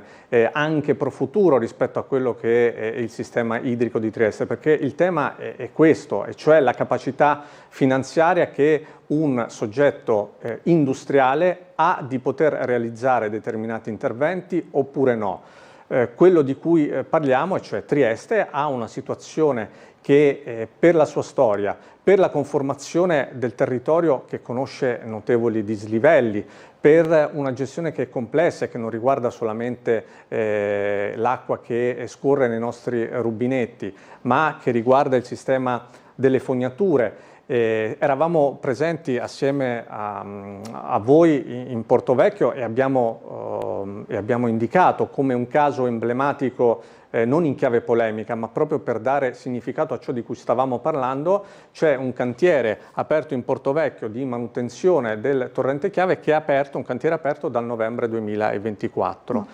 Un cantiere che mostra palesemente la complessità di gestire le cose a Trieste, la necessità di avere, ripeto, risorse che nel tempo garantiscano una gestione dell'acqua efficiente. Apro una piccola parentesi anche per cercare di chiarire al telespettatore il senso di ciò di cui stiamo parlando. Qualcuno ha paragonato Trieste a Napoli e dicono beh, ma Napoli si paga credo il 50% in meno delle bollette, a Napoli l'acqua è gestita da una società pubblica. Ora, questa società pubblica a Napoli si chiama ABC, Acqua Bene Comune, è stata istituita anni fa sull'onda lunga del referendum per l'acqua pubblica, e di questi giorni la notizia che il Comune di Napoli ha modificato lo statuto di questa società prevedendo l'ingresso di capitale privato. Questo perché? Perché la gestione dell'acqua è qualcosa di complesso che richiederà sempre più risorse che il pubblico da solo non può reperire, salvo fare quello di cui poi si accusa l'attuale gestore, ovvero scaricare i costi sulla collettività. Oggi i costi sulla collettività vengono in qualche modo mitigati da un parametro che è quello del consumo dell'acqua, che in qualche modo fa sì che ciò che uno paga anche in termini di oneri di gestione sia proporzionato al proprio consumo. Se domani dovessimo immaginare che tutta la cittadinanza si faccia carico di oneri di gestione, è chiaro che subentrerebbe un criterio di iniquità, perché scaricherebbe indipendentemente dai propri consumi sull'intera collettività i costi di gestione di una rete complessa. Quindi oggi io credo si debba guardare, e da questo punto di vista, ripeto, sia la Regione che il Comune hanno dato rassicurazioni, a far sì che l'acqua sia gestita nella maniera più efficiente ed efficace possibile, soprattutto nel tempo, perché il bene acqua diventerà sempre più prezioso e sempre più alti saranno gli oneri di gestione a carico di chi sarà chiamato a gestirlo. Se sarà il privato dovrà chiaramente garantire di poterlo fare e di avere capacità per poterlo fare nel tempo. Allora, c'è una telefonata, la sentiamo. Buongiorno, chi è in linea con noi? Sì, buongiorno a lei e buongiorno al suo ospite Franco. Franco, buongiorno. Sì, buongiorno. Allora, 2 o 3 punti purtroppo che ha anche toccato il suo ospite. Allora, il primo è non so cosa mai riuscirà a fare azione a livello di peso politico tra la destra e la sinistra. Ho i miei dubbi che abbia un peso nel sistema politico. Allora, per quanto riguarda le risorse, noi paghiamo a Trieste circa 60 milioni all'anno di Tari, e il Comune di Trieste col Recycle, i 60 milioni della Tari servono sicuramente per il ritiro, la pulizia di chi lascia l'immondizia e tutte. Il Comune di Trieste incassa circa 100 milioni all'anno di recycle, vuol dire plastica, vetro e alluminio, che lo vende alle varie compagnie per poter realizzare soldi che non si sa dove vanno a finire. Secondo gli immigrati, secondo la sua opinione, col peso che la Chiesa ha sugli immigrati, considerando che ricava degli utili, l'80% delle case d'accoglienza sono messe in piedi dalla Chiesa, della quale percepisce degli utili. Le leggi sugli immigrati, secondo lei, potranno mai cambiare col peso politico che la Chiesa ha? La ringrazio per le sue risposte. Grazie Franco, dei ragionamenti non semplicissimi, no? da seguire. No. Allora, provo a partire dalla prima sollecitazione rispetto al peso politico che Azione avrebbe o non avrebbe rispetto ai due grossi schieramenti, ai due grossi blocchi. E le rispondo in questo modo. La faccio un po' più complicata di quanto in realtà sia. C'è un recente celebre discorso fatto dal primo ministro canadese di fronte ai grandi della terra, nel quale dice: viviamo in un mondo dove ci sono grandi potenze e dove ci sono medie potenze. tra le medie potenze si possono fare due scelte: o guadagnarsi i favori delle grandi potenze e diventare automaticamente degli stati vassalli, oppure pensare di farsi carico e di costruire tutti assieme una terza via alternativa a quella dei grandi blocchi. Io traspongo questa dichiarazione sul piano decisamente più piccolo, decisamente più contenuto, che è quello della politica. La politica italiana oggi, e quella locale non fa eccezione, ha due grandi blocchi, il centrodestra e il centrosinistra. Un partito come Azione, con il suo peso, che concordo con lei non è ancora tale da condizionare le sorti di questo Paese, un partito come Azione e i partiti che come Azione, assieme a Azione, formano l'area liberal-democratica può fare due scelte: può cercare di guadagnarsi il favore del centrodestra e del centrosinistra, ma automaticamente diventando una costola degli uni e degli altri, venendo meno a quello che è il suo mandato, oppure decidere faticosamente, senza la fretta di dire dobbiamo avere questa percentuale anziché un'altra, lavorare per costruire un'alternativa. Azione ha scelto di fare questo. L'urgenza di sapere se questa ipotesi porterà o meno i risultati sperati non rientra al momento fra le priorità. Fra le priorità c'è quella di continuare a rappresentare un'alternativa da offrire ai cittadini, che nelle urne sceglieranno a livello locale, a livello nazionale, in tutti i consessi elettorali, se dare credibilità e più peso ad un'ipotesi di questo tipo oppure no. Per cui non c'è da questo punto di vista una preoccupazione, c'è sicuramente quello di lavorare per costruire però una proposta politica che sia concreta, che sia efficace e che sia capace di orientare anche la politica, diciamo, dei grandi blocchi. Per quanto riguarda l'immigrazione e il rapporto con la Chiesa Cattolica, le rispondo così: politica e Chiesa Cattolica fanno due mestieri totalmente diversi. Io non credo affatto che il peso che la Chiesa Cattolica ha nella gestione dell'accoglienza sia un peso condizionante per le leggi di questo Paese. Il legislatore agisce secondo parametri che non sono quelli della Chiesa Cattolica, che ha un'altra missione. E sul fatto che ci sia della speculazione sull'accoglienza, io onestamente non ravvedo questo tipo di fattispecie. Credo che la Chiesa Cattolica, ripeto, svolga un compito, spesso anche in questa città, che sopperisce alle carenze di un sistema che, se si facesse carico con non chissà quali risorse, ma di qualche iniziativa in più, riuscirebbe probabilmente a evitare che debbano essere altri ad occuparsi di questa gestione. Per cui non ravviso questa criticità individuata dal telespettatore. Allora, dobbiamo fermarci per una piccola pausa pubblicitaria, poi torniamo ancora in diretta in compagnia di Arturo Governa, segretario di Trieste di Azione. A fra poco.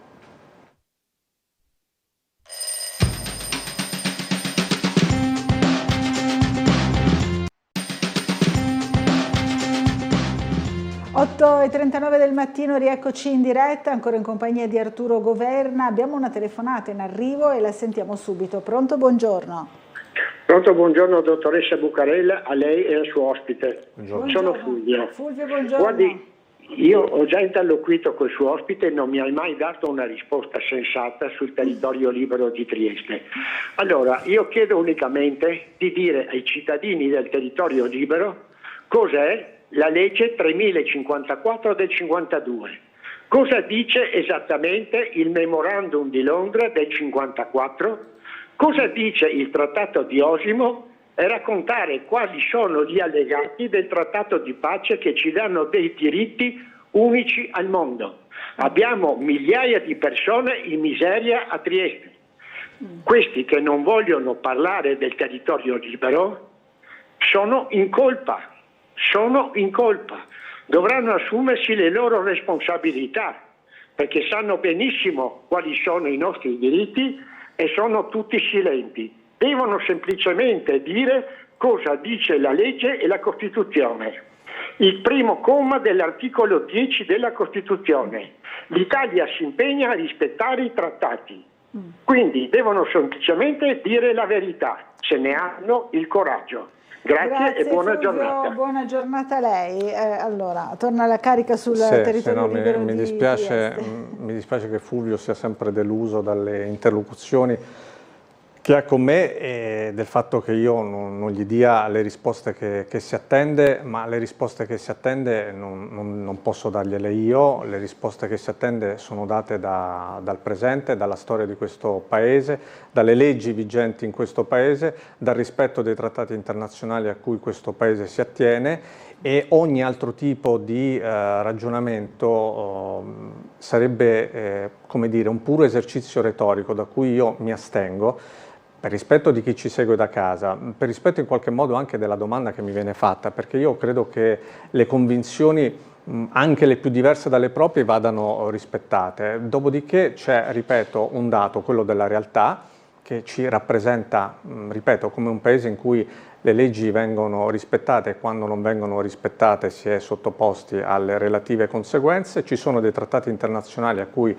noi siamo sottoposti, che sono vigenti e ai quali non possiamo sottrarci, per cui qualsiasi altro scenario che raffiguri questo Paese e in particolare Trieste come un territorio nel quale la legge italiana, la legge internazionale non viene applicata, sono scenari da cui, ripeto, mi astengo perché non hanno nessun tipo di costrutto per chi ci ascolta e per chi si trova a dover rispondere a questa domanda. Allora, Rocco invece ci scrive, ci propone un problema concreto, insomma, perché dice: buongiorno, sabato passando per via San Maurizio, un tempo sorridente, gaia, via cittadina, oggi con tante serrande abbassate, addirittura qualcuno usa i siti come Giaciglio alla sera, anche questo fanno i centri commerciali e la grande distribuzione, ma forse siamo già oltre anche le vendite online, infatti cita eccetera eccetera, ma i politici se ne accorgono di questo, dice Rocco, e il degrado urbano avanza con la mala sicurezza. È un problema molto concreto, no? Si tocca con mano tutti i giorni.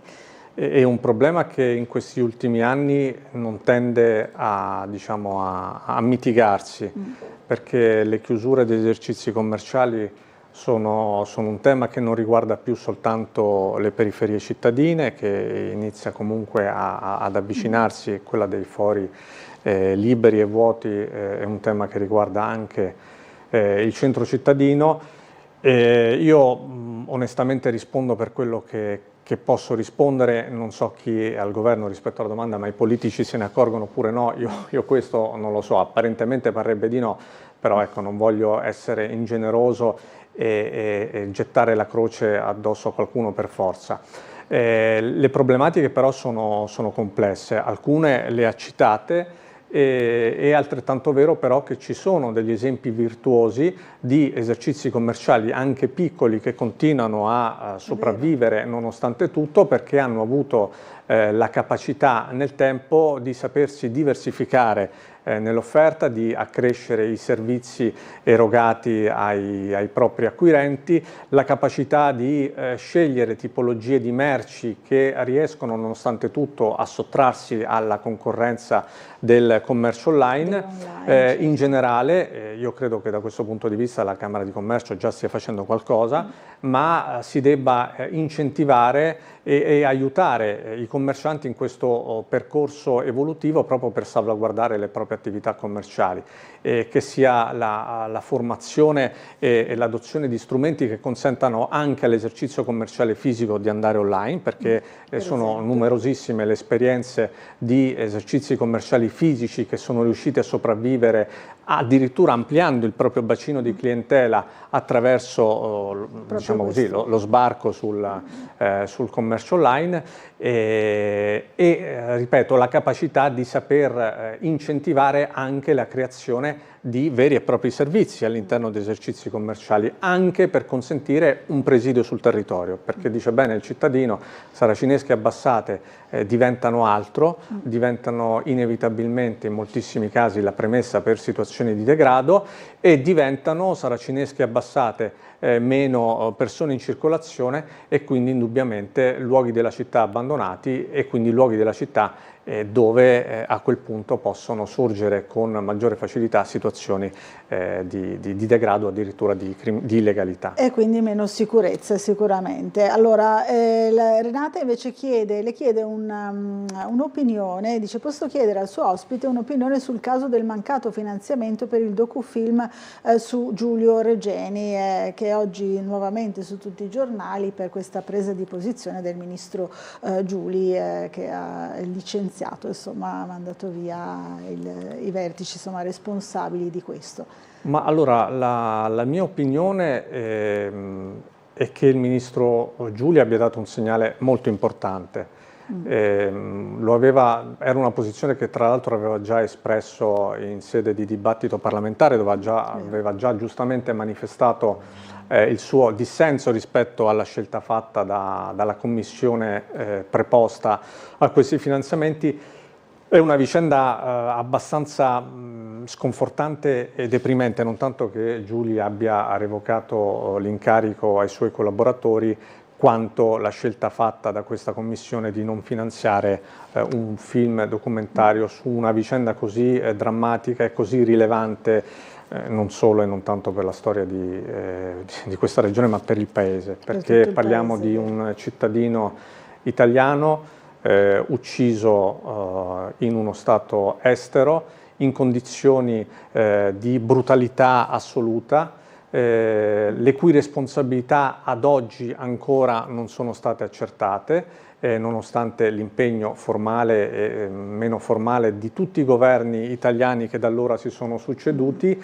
E io credo che da questo punto di vista il governo italiano, meglio il Ministero, abbia commesso un errore molto grave, che credo rappresenti anche uno sfregio ulteriore alla memoria di chi ha pagato a carissimo prezzo il suo ruolo di ricercatore, uno sfregio anche ai suoi familiari che tanto fanno per preservare la memoria. Credo preservare la memoria, opera che ciascuno di noi dovrebbe fare, soprattutto sempre, ma soprattutto fino a quando non si accerteranno le responsabilità di quanto accaduto, perché io trovo assurdo che non si riesca ad avere verità su una morte così tragica e così chiaramente frutto di un omicidio commesso da chi dovrà risponderne. Allora, 40 anni fa, ci scrive ancora Rocco, esistevano norme per cui chi commetteva dei reati finiva in galera e ci restava. Nel tempo si sono fatte delle leggi per scarcerare gli amici degli amici, le quali vanno a scarcerare al giorno d'oggi tutti indistintamente, perché in questo sì, la legge è uguale per tutti. È un po' generica, insomma, questa segnalazione, però insomma parla di leggi che sono state fatte magari ad personam e oggi ovviamente vengono applicate per tutti, no? Sì, io non so se la situazione 40 anni fa fosse così diversa e non credo che, se ci atteniamo al tema sicurezza e ordine pubblico, nel frattempo siano intervenute leggi che abbiano stravolto così tanto l'assetto normativo da portare ad un clima di impunità, o comunque di impunità per gli amici degli amici. Io, ripeto, credo che ci siano leggi che in alcuni casi effettivamente possono non essere più adeguate rispetto ai fenomeni con cui ci si confronta quotidianamente, ci siano leggi che probabilmente, se modificate, potrebbero dare più potere o, mi lasci dire, anche più motivazione alle nostre forze dell'ordine per intervenire e per non avere, diciamo così, la convinzione e più o meno la ragionevole certezza che dopo qualche ora chi viene fermato poi venga rilasciato, però è un ragionamento che andrebbe affrontato tenendo conto di tutti gli elementi che in questo momento i fenomeni sociali offrono, che non passano esclusivamente, e lo dico, dalla repressione, ma anche dalla capacità del sistema di intervenire per prevenire situazioni che poi molto spesso sono nient'altro che l'esplosione di qualcosa che non abbiamo visto, che non abbiamo intercettato e su cui non si è intervenuti.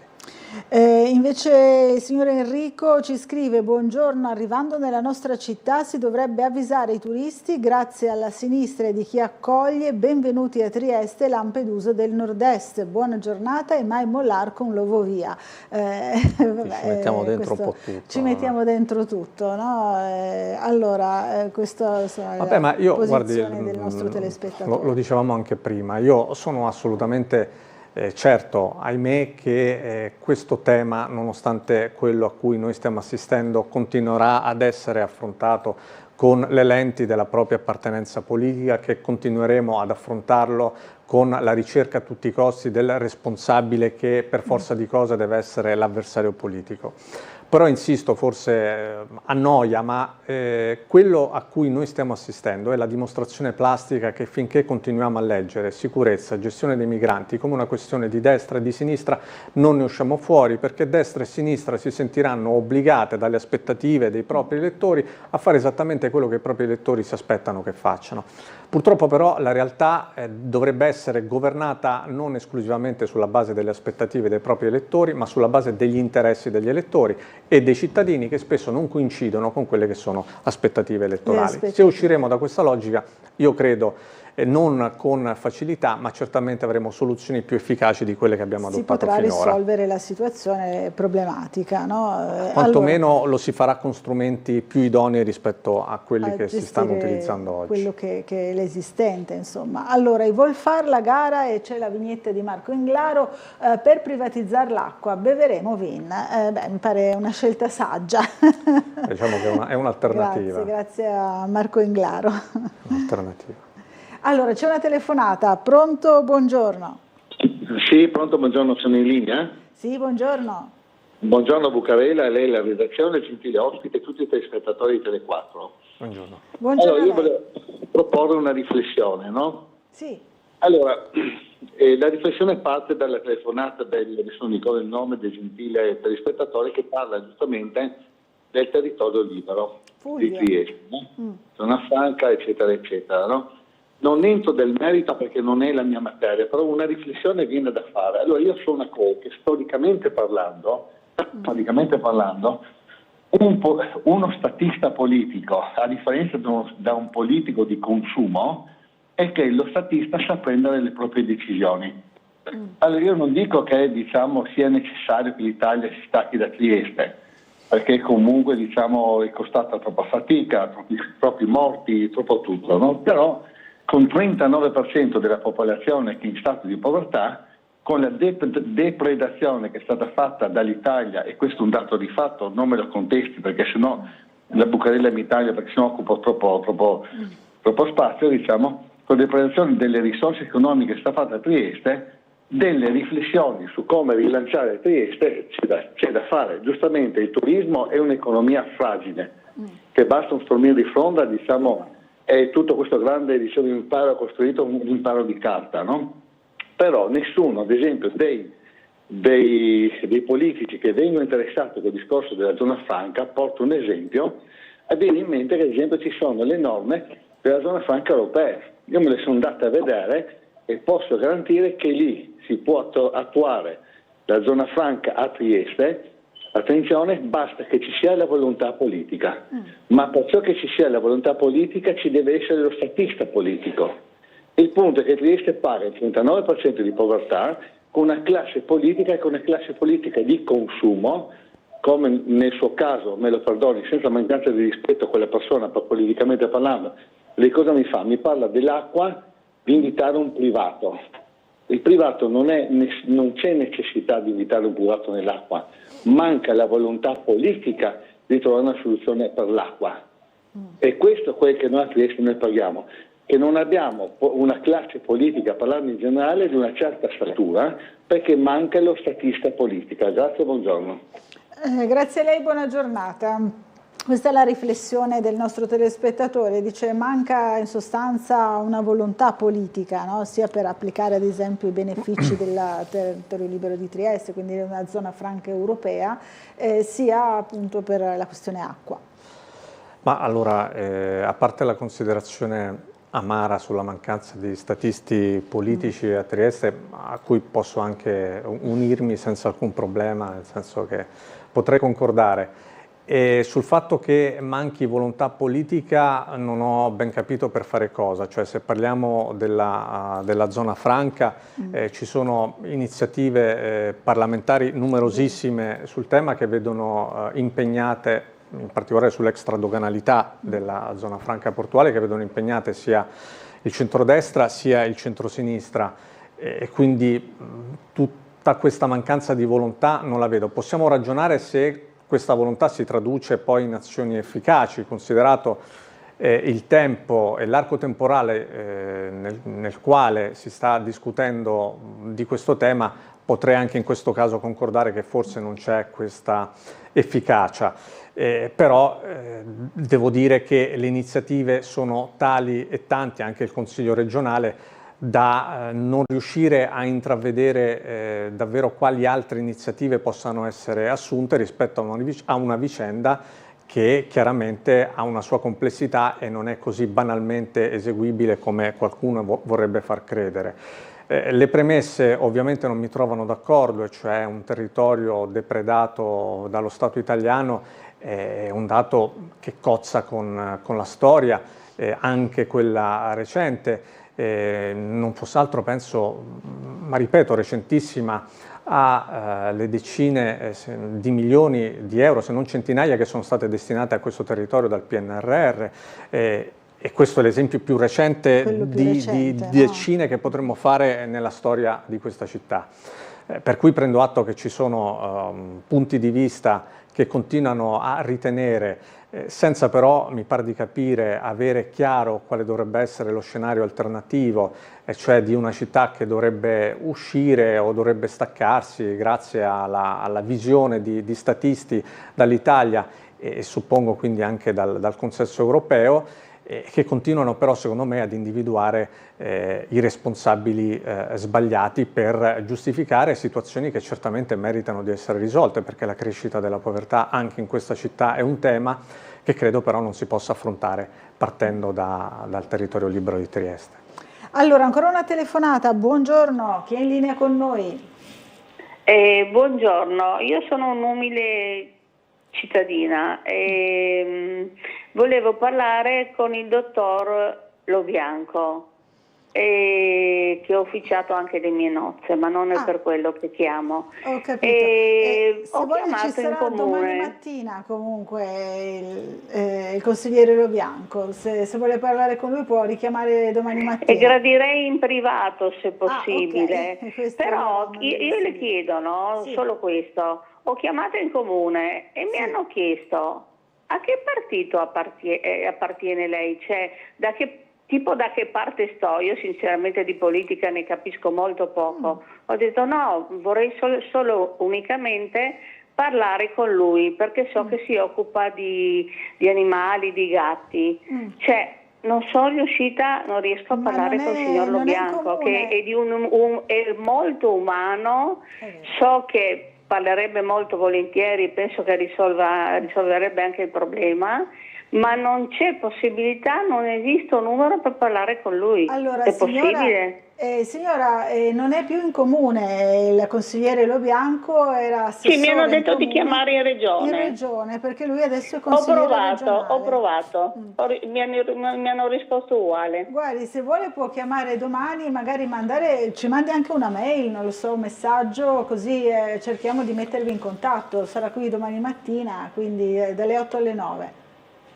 Grazie, molto gentile, grazie mille, buon lavoro. Grazie a lei, allora, buona giornata. Cerchiamo insomma di mettere in contatto più possibile. Naturalmente non è che possiamo dare il numero di Michele Lobianco, però sarà qua domani a disposizione anche della signora, insomma, se c'è qualche problema probabilmente la incontrerà anche direttamente. Allora, siamo in conclusione di questa prima parte della nostra trasmissione. Ringrazio Arturo Governa, segretario di Trieste di Azione, lo invito a tornare a trovarci presto. Ringrazio voi come sempre per l'ospitalità e i telespettatori per averci seguito. Grazie molte. Noi ci fermiamo per un po' di pubblicità, fra poco ci sarà Roberto Bolelli di Fratelli d'Italia.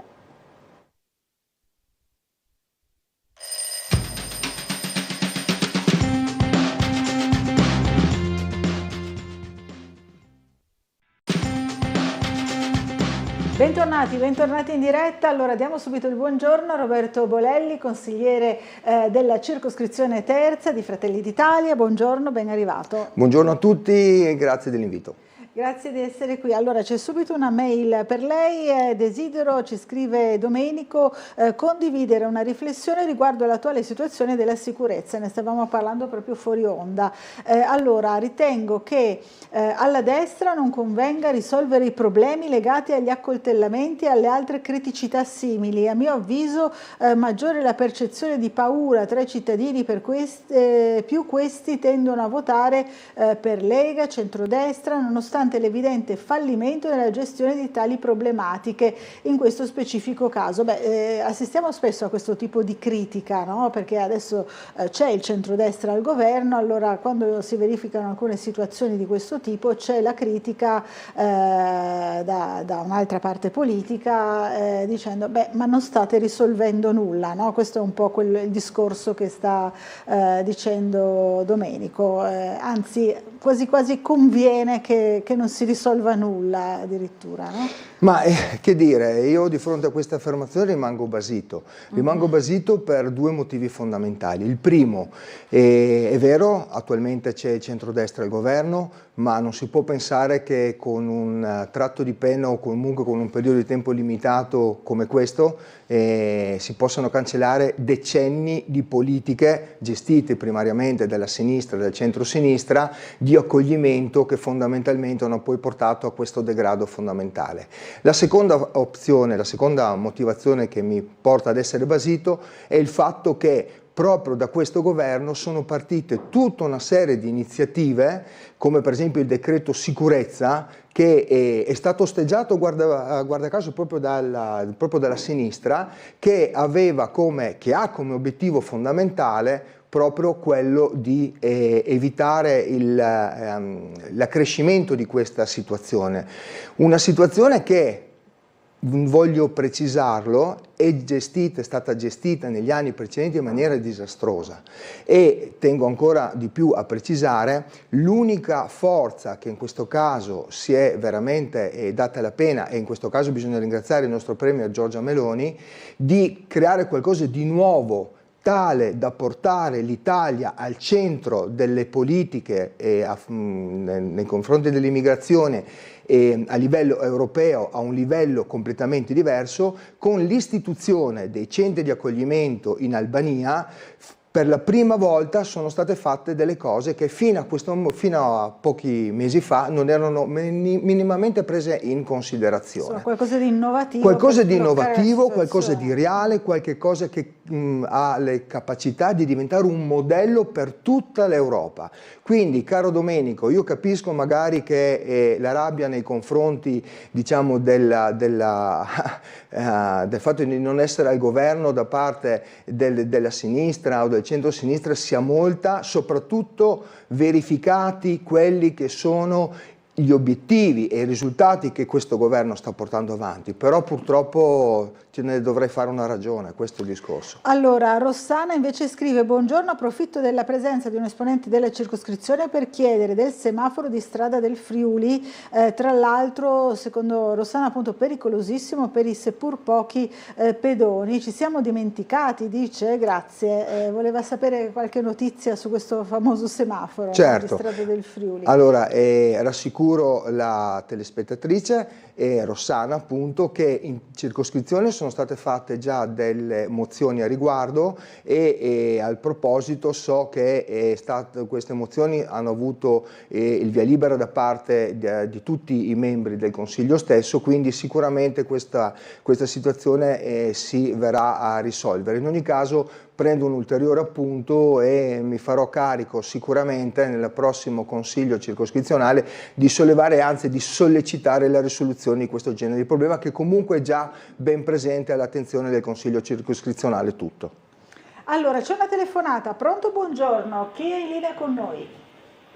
Pronto, buongiorno, sono Ettore. Volevo chiedere al consigliere cosa ne pensa di Fedriga, sindaco del comune di Trieste, e poi perché non danno più tanto la carta bianca alla polizia per poter mettere a posto questi delinquenti che girano e accoltellano la gente. Grazie. Grazie a lei Ettore, buona giornata. Allora, due domande, una riguarda anche l'argomento di prima, insomma, perché non c'è più un po' di più, insomma, regola di ingaggio, possiamo chiamarla così, carta bianca, dice il signore, alla polizia per risolvere le situazioni. E poi spesso si dice, no, la polizia ha le mani legate, no, in tante situazioni. E poi invece che cosa ne pensa dell'ipotesi che era stata lanciata anche dal sindaco attuale, il sindaco Roberto Di Piazza, con il suo successore possibile, quindi come candidato sindaco del centrodestra, Massimiliano Fedriga. Cosa pensa? Allora, partiamo dalla seconda domanda. Che dire, fondamentalmente intanto è buona norma quella di non partire mai con tanto tempo di anticipo nello svelare i nomi dei candidati e soprattutto di perorare la loro causa, perché effettivamente nei giochi della politica tutto questo ha un significato un po' particolare. Fermo restando quindi questa, con una considerazione più di carattere di costume, in realtà ben venga un futuro sindaco. E, al di là di quelle che potrebbero essere le considerazioni di carattere politico, quello che l'attuale sindaco di Piazza ha evidenziato è la questione della continuità, cioè un sindaco come potrebbe essere Massimiliano Fedriga sicuramente, in virtù anche della conoscenza specifica del territorio, del sistema regionale e soprattutto del sistema nazionale, avrebbe le caratteristiche ideali per poter portare a Trieste tutte quelle risorse necessarie allo sviluppo della nostra città. Quindi sicuramente ci sarebbe un'ottimissima candidatura, ma sono convinto che comunque questa candidatura avrà la possibilità di essere discussa nei momenti giusti e dalle persone giuste. Per quanto riguarda invece la prima considerazione, devo sempre rassicurare Ettore che fondamentalmente è proprio grazie al decreto sicurezza che finalmente sono state date una serie di opportunità alle forze dell'ordine che fino ad adesso, sempre per motivazioni di carattere, principalmente penso di carattere ideologico, non erano nella disponibilità degli agenti di pubblica sicurezza. Tengo a precisare che le regole di ingaggio in Italia sono tra le più restrittive, tra le più precise, e allo stesso tempo sono però molto cautelative. Probabilmente guardando anche qualche immagine, qualche filmato sui social, vedrete come gli agenti, prima di arrivare al contatto fisico nei confronti della persona che in quel momento delinque, abbiano tutta una serie di attenzioni che francamente potrebbero lasciare adito a qualche perplessità, ma questi sono i regolamenti che sono attualmente in opera e quindi come tali vanno rispettati. Fortunatamente però questo governo è riuscito a mettere in moto tutta una serie di iniziative per le quali finalmente con la sua attuazione completa potremo vedere qualche cosa di più incisivo. E sarà una cosa che non avverrà immediatamente, perché anche da parte degli stessi operatori c'è una certa paura nell'agire in maniera, diciamo così, un pochino più forte, anche perché vedete anche dalla stampa e vedete anche dalle situazioni che si sono succedute in questi anni, allorquando un poliziotto si trova nella condizione di dover agire, si mettono in moto tutta una serie di meccanismi per i quali il poliziotto per prima cosa deve pensare a difendere se stesso. E quindi stiamo parlando di persone, di operatori che in questo caso ovviamente hanno una certa ritrosia a dover agire in maniera potente, a meno che, come avverrà con questo decreto, non ci siano le coperture legali che permetteranno loro di farlo. Allora, un'altra telefonata, poi dobbiamo andare in pubblicità. Pronto, buongiorno. Ah sì, buongiorno, sono Andrea. Andrea, buongiorno. Sì, volevo chiedere al consigliere che praticamente la presenza delle forze dell'ordine che abbiamo a Trieste si evince soltanto con delle pattuglie. Secondo me, non so se dipende dal questore o dal prefetto, c'è bisogno di presenza a piedi come era una volta. Io mi ricordo da ragazzo, da giovane, insomma, i militari uscivano in divisa, anche i militari o chi faceva scuola di polizia, cioè abbiamo più volanti, tra cui anche i vigili, che non presenza a piedi, che è quella che manca secondo me a Trieste, perché non dobbiamo aspettare che succeda qualcosa e si chiama la pattuglia. La gente dovrebbe avere più sicurezza nel sentirsi protetti camminando nella propria città, perché questi presidi si servono, ma cioè, anche se si mettono in piazza Garibaldi o in Largo Barriera, cioè, ha senso fare una settimana in piazza Goldoni, una settimana, 2, dopo vanno via, torna uguale. Cioè, secondo me bisogna iniziare a vedere un po' più divise a piedi e forse consumeremo anche meno gasolio per il Ministero, insomma. Allora, a parte questo aspetto, insomma, che è secondario, però c'è pure questo. Grazie Andrea per il suggerimento e buona giornata. Allora, più pattuglie a piedi, più sul territorio. Intanto abbiamo visto anche le immagini della Maxi RIS di sabato sera, ringrazio Massimo Giraldi in regia che le ha ritrasmesse, insomma, perché è un altro grosso problema, no, di ordine pubblico, questo ripetersi continuo anche di queste Maxi RIS tra giovani. Allora, dice Andrea, più pattuglie a piedi sarebbe favorevole? Allora, sicuramente la presenza della figura del poliziotto di quartiere è una presenza che si auspica assolutamente. Più e più volte anche nei consigli circoscrizionali si è parlato di questa proposta. Il problema grosso sono le risorse umane, questo è il concetto di base. Giusto per capirci, a Trieste, solo per il settore transfrontaliero, ovvero la polizia che fondamentalmente gestisce la questione dei passaggi a quelli che erano i vecchi confini, è in carenza di più di 50 unità. Quindi voi capite bene che situazioni di questo tipo comportano necessariamente una valutazione da parte, diciamo, degli organi competenti di valutare quale delle soluzioni sia la più indicata. Certo che sarebbe auspicabile questa presenza, però voglio anche ricordare un'altra cosa. Gran parte di questi fenomeni delle risse avvengono di notte e oggettivamente presupporre un servizio di polizia notturno è una cosa molto complessa. Giusto per capirci, il corpo dei vigili urbani ha iniziato le operazioni di pattuglia solo da poco tempo a questa parte, da quando cioè si sono dotate le armi, e anche in quel caso effettivamente la polizia urbana ha diciamo così, altri compiti che non quelli di presiedere il territorio per queste forme, diciamo, di delinquenza.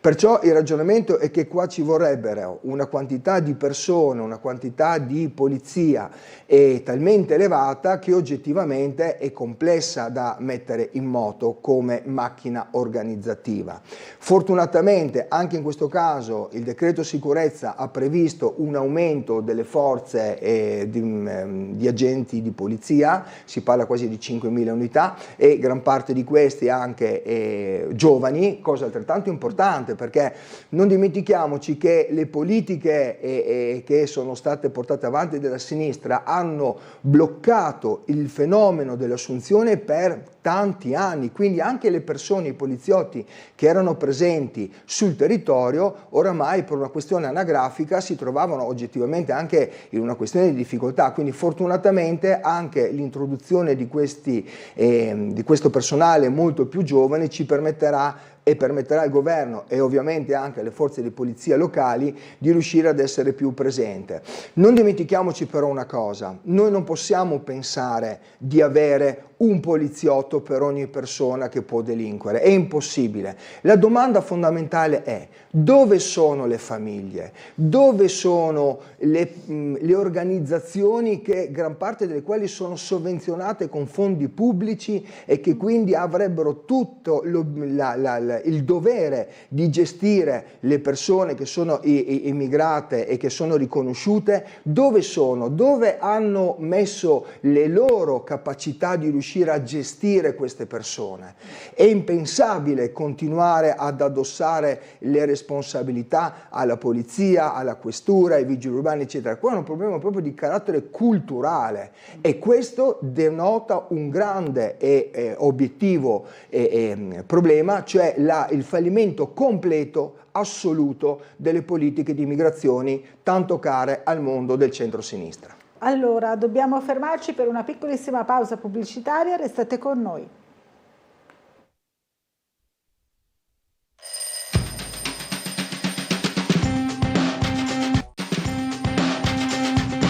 Bentornati in diretta, ancora in compagnia di Roberto Bolelli della terza circoscrizione di Fratelli d'Italia. Allora, prima di passare alla prossima telefonata facciamo vedere la nuova vignetta di Marco Englaro, che ringraziamo sempre per regalarci un sorriso. I protesta contro il nuovo macello de Prosecco, ci sono il maiale e il cinghiale che dicono no, non so, ma un vuol che tutti diventi vegani, l'altro disi che ne scovazzoni in città se magna schifezze. È molto carina, grazie. Insomma, c'è questa nuova protesta che sta montando contro il futuro macello, che insomma sembra essere però utile, no, alla situazione, visto la carenza. Certo. Allora, c'è una telefonata. Buongiorno, chi è in linea con noi? Pronto, buongiorno, Marino. Marino, buongiorno. Buongiorno a lei. Volevo dire al signor che al posto suo neanche non rispondessi alla prima mail che l'ha letto lei. Sì. Quel che dici che la destra non sei capace di... Sì. Ma come? Ti te me procuri il problema, ti te me metti il cancro in sto paese e dopo te mi accusi a me che non sono buono di curare il cancro. Cioè, ma se il top dell'ipocrisia, il top dell'ipocrisia della falsità, così è la stessa roba con la sanità. Deve ricordare, perché la gente che ha memoria corta, chi che ha cominciato a assassinare la sanità, se sta quello proprio di Rosy Bindi, certo, quella che povera in televisione ha detto mi non sono ricca, ho solo una casa al mare e una in marina, in montagna. E dopo qua chi ha rovinato la sanità? Quell'altra che adesso è in Parlamento e che fa un'interrogazione alla presidenza della Camera perché un deputato se la rivolta a una deputata senza chiamarla onorevole, la chiamata signora. Quella scorfano se dà a 10.000 euro al mese e fa queste interrogazioni. La capisci, signor di destra? Non la stia neanche a rispondere, perché questa gente le ha dato fastidio, abbiamo capito. Grazie Marino.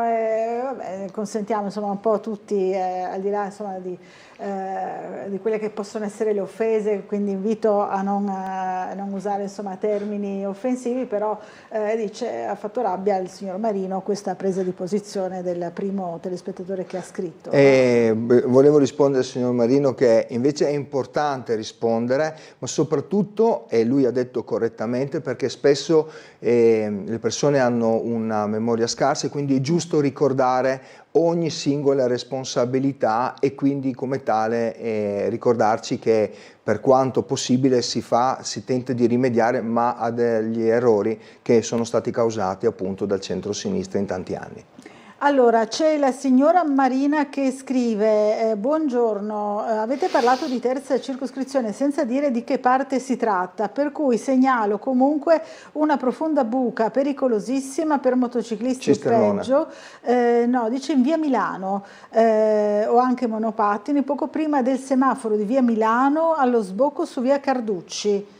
Inoltre vi sono molte buche profonde tra Largo Popovic e l'ex pizzeria Diamante in via Marchesetti. Fate qualcosa prima che ci scappi il morto, dice Marina. Credo che nessuna delle due sia terza circoscrizione, nessuna delle due, però lo comunque, segnaliamo, no? e comunque farà parte di tutta una serie di segnalazioni che stiamo raccogliendo, che sto raccogliendo anche perché io sono motociclista, perciò certe cose le sento tema, molto, no? E che comunque abbiamo già a suo tempo comunicato all'assessore Babuder, per il quale chiediamo, diciamo così, la massima collaborazione possibile.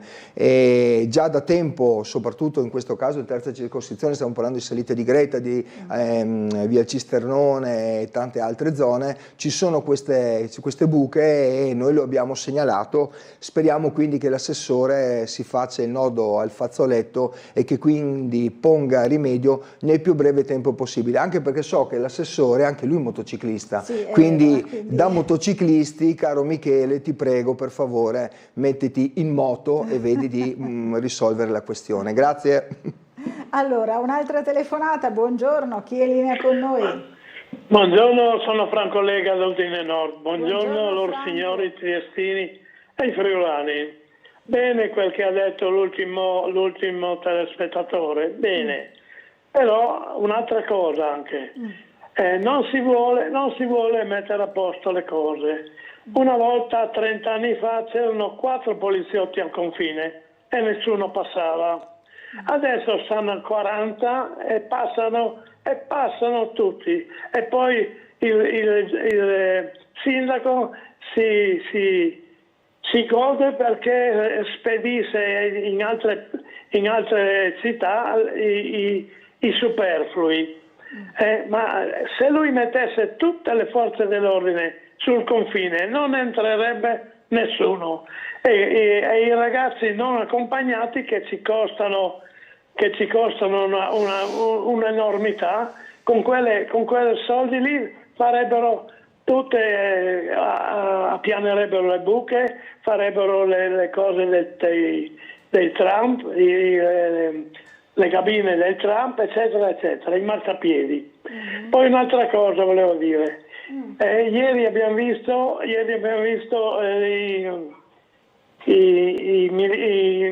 alpini, no? Tutti belli, tutti buoni, tutti qui, tutti là, e anche stamattina alle 2 di notte altra replica. Ma se sono così bravi, così buoni, così, perché non li mettiamo al governo, che fanno le cose per bene? Dicevano ieri, noi spostiamo le montagne, non si cerca queste, però un qualcosa dovrebbe andare. Vediamo l'esempio di Vannacci. La televisione perché non porta avanti questo?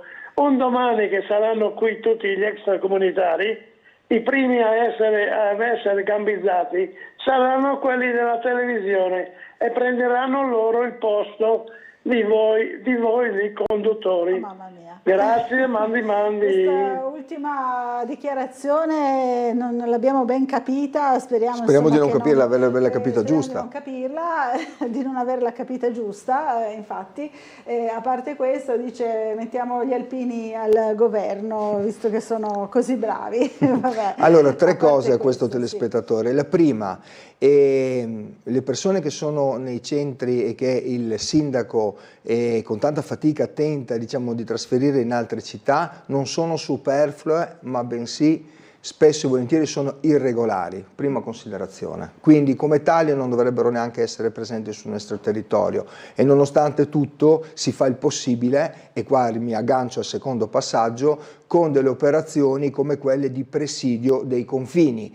Ricordo al telespettatore che sono state nell'ultimo anno presi più di 200 persone a riguardo, che, diciamo, fondamentalmente avrebbero potuto contribuire a ulteriori fatti delittuosi. Solo qui sul nostro confine. Solo sul nostro confine, tengo a precisarlo fondamentalmente. La terza considerazione è che il sindaco non ha potere di polizia giudiziaria e quindi come tale non può muovere le forze a suo piacimento, anche se, conoscendo il nostro sindaco, lo farebbe molto volentieri, ma non non è da un punto di vista istituzionale non è corretto. Un ultimo passaggio, la questione degli alpini al governo. Io ricordo un alpino al governo che era il generale Bonfigliolo, forse sì. E durante il periodo del Covid diciamo, fu sicuramente un episodio quantomeno discusso e discutibile, anche se tengo a precisare, amo con tutto il mio cuore gli alpini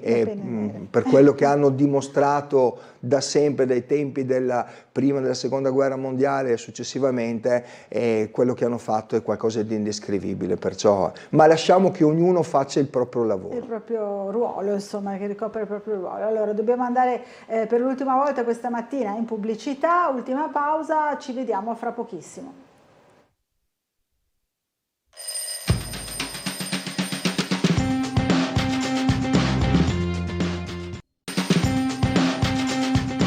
Riprende Sveglia Trieste, ancora in compagnia di Roberto Bolelli di Fratelli d'Italia. Allora abbiamo una telefonata in arrivo, la sentiamo. Buongiorno. Sì, buongiorno a lei e al suo ospite Franco. Franco, buongiorno. Allora, ho sentito quello che ha detto il suo ospite, mi scusi che abbasso la tele, mi perdoni.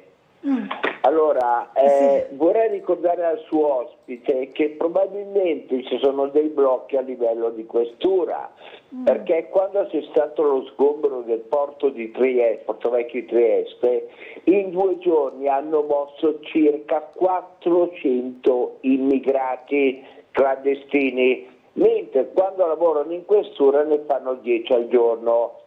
Perciò vuol dire che, se la matematica non è opinione, 10 giorni, 4.000 immigrati in meno sul territorio di Trieste, anziché 10 giorni, 100 immigrati al giorno. In questura, quello purtroppo dovuto al fatto che le telecamere guardavano il lavoro che stava facendo la polizia come identificazione. Secondo, finalmente, avendo oggigiorno spostato i passaporti nelle poste, abbiamo la possibilità di avere 50 poliziotti che possono girare nelle strade.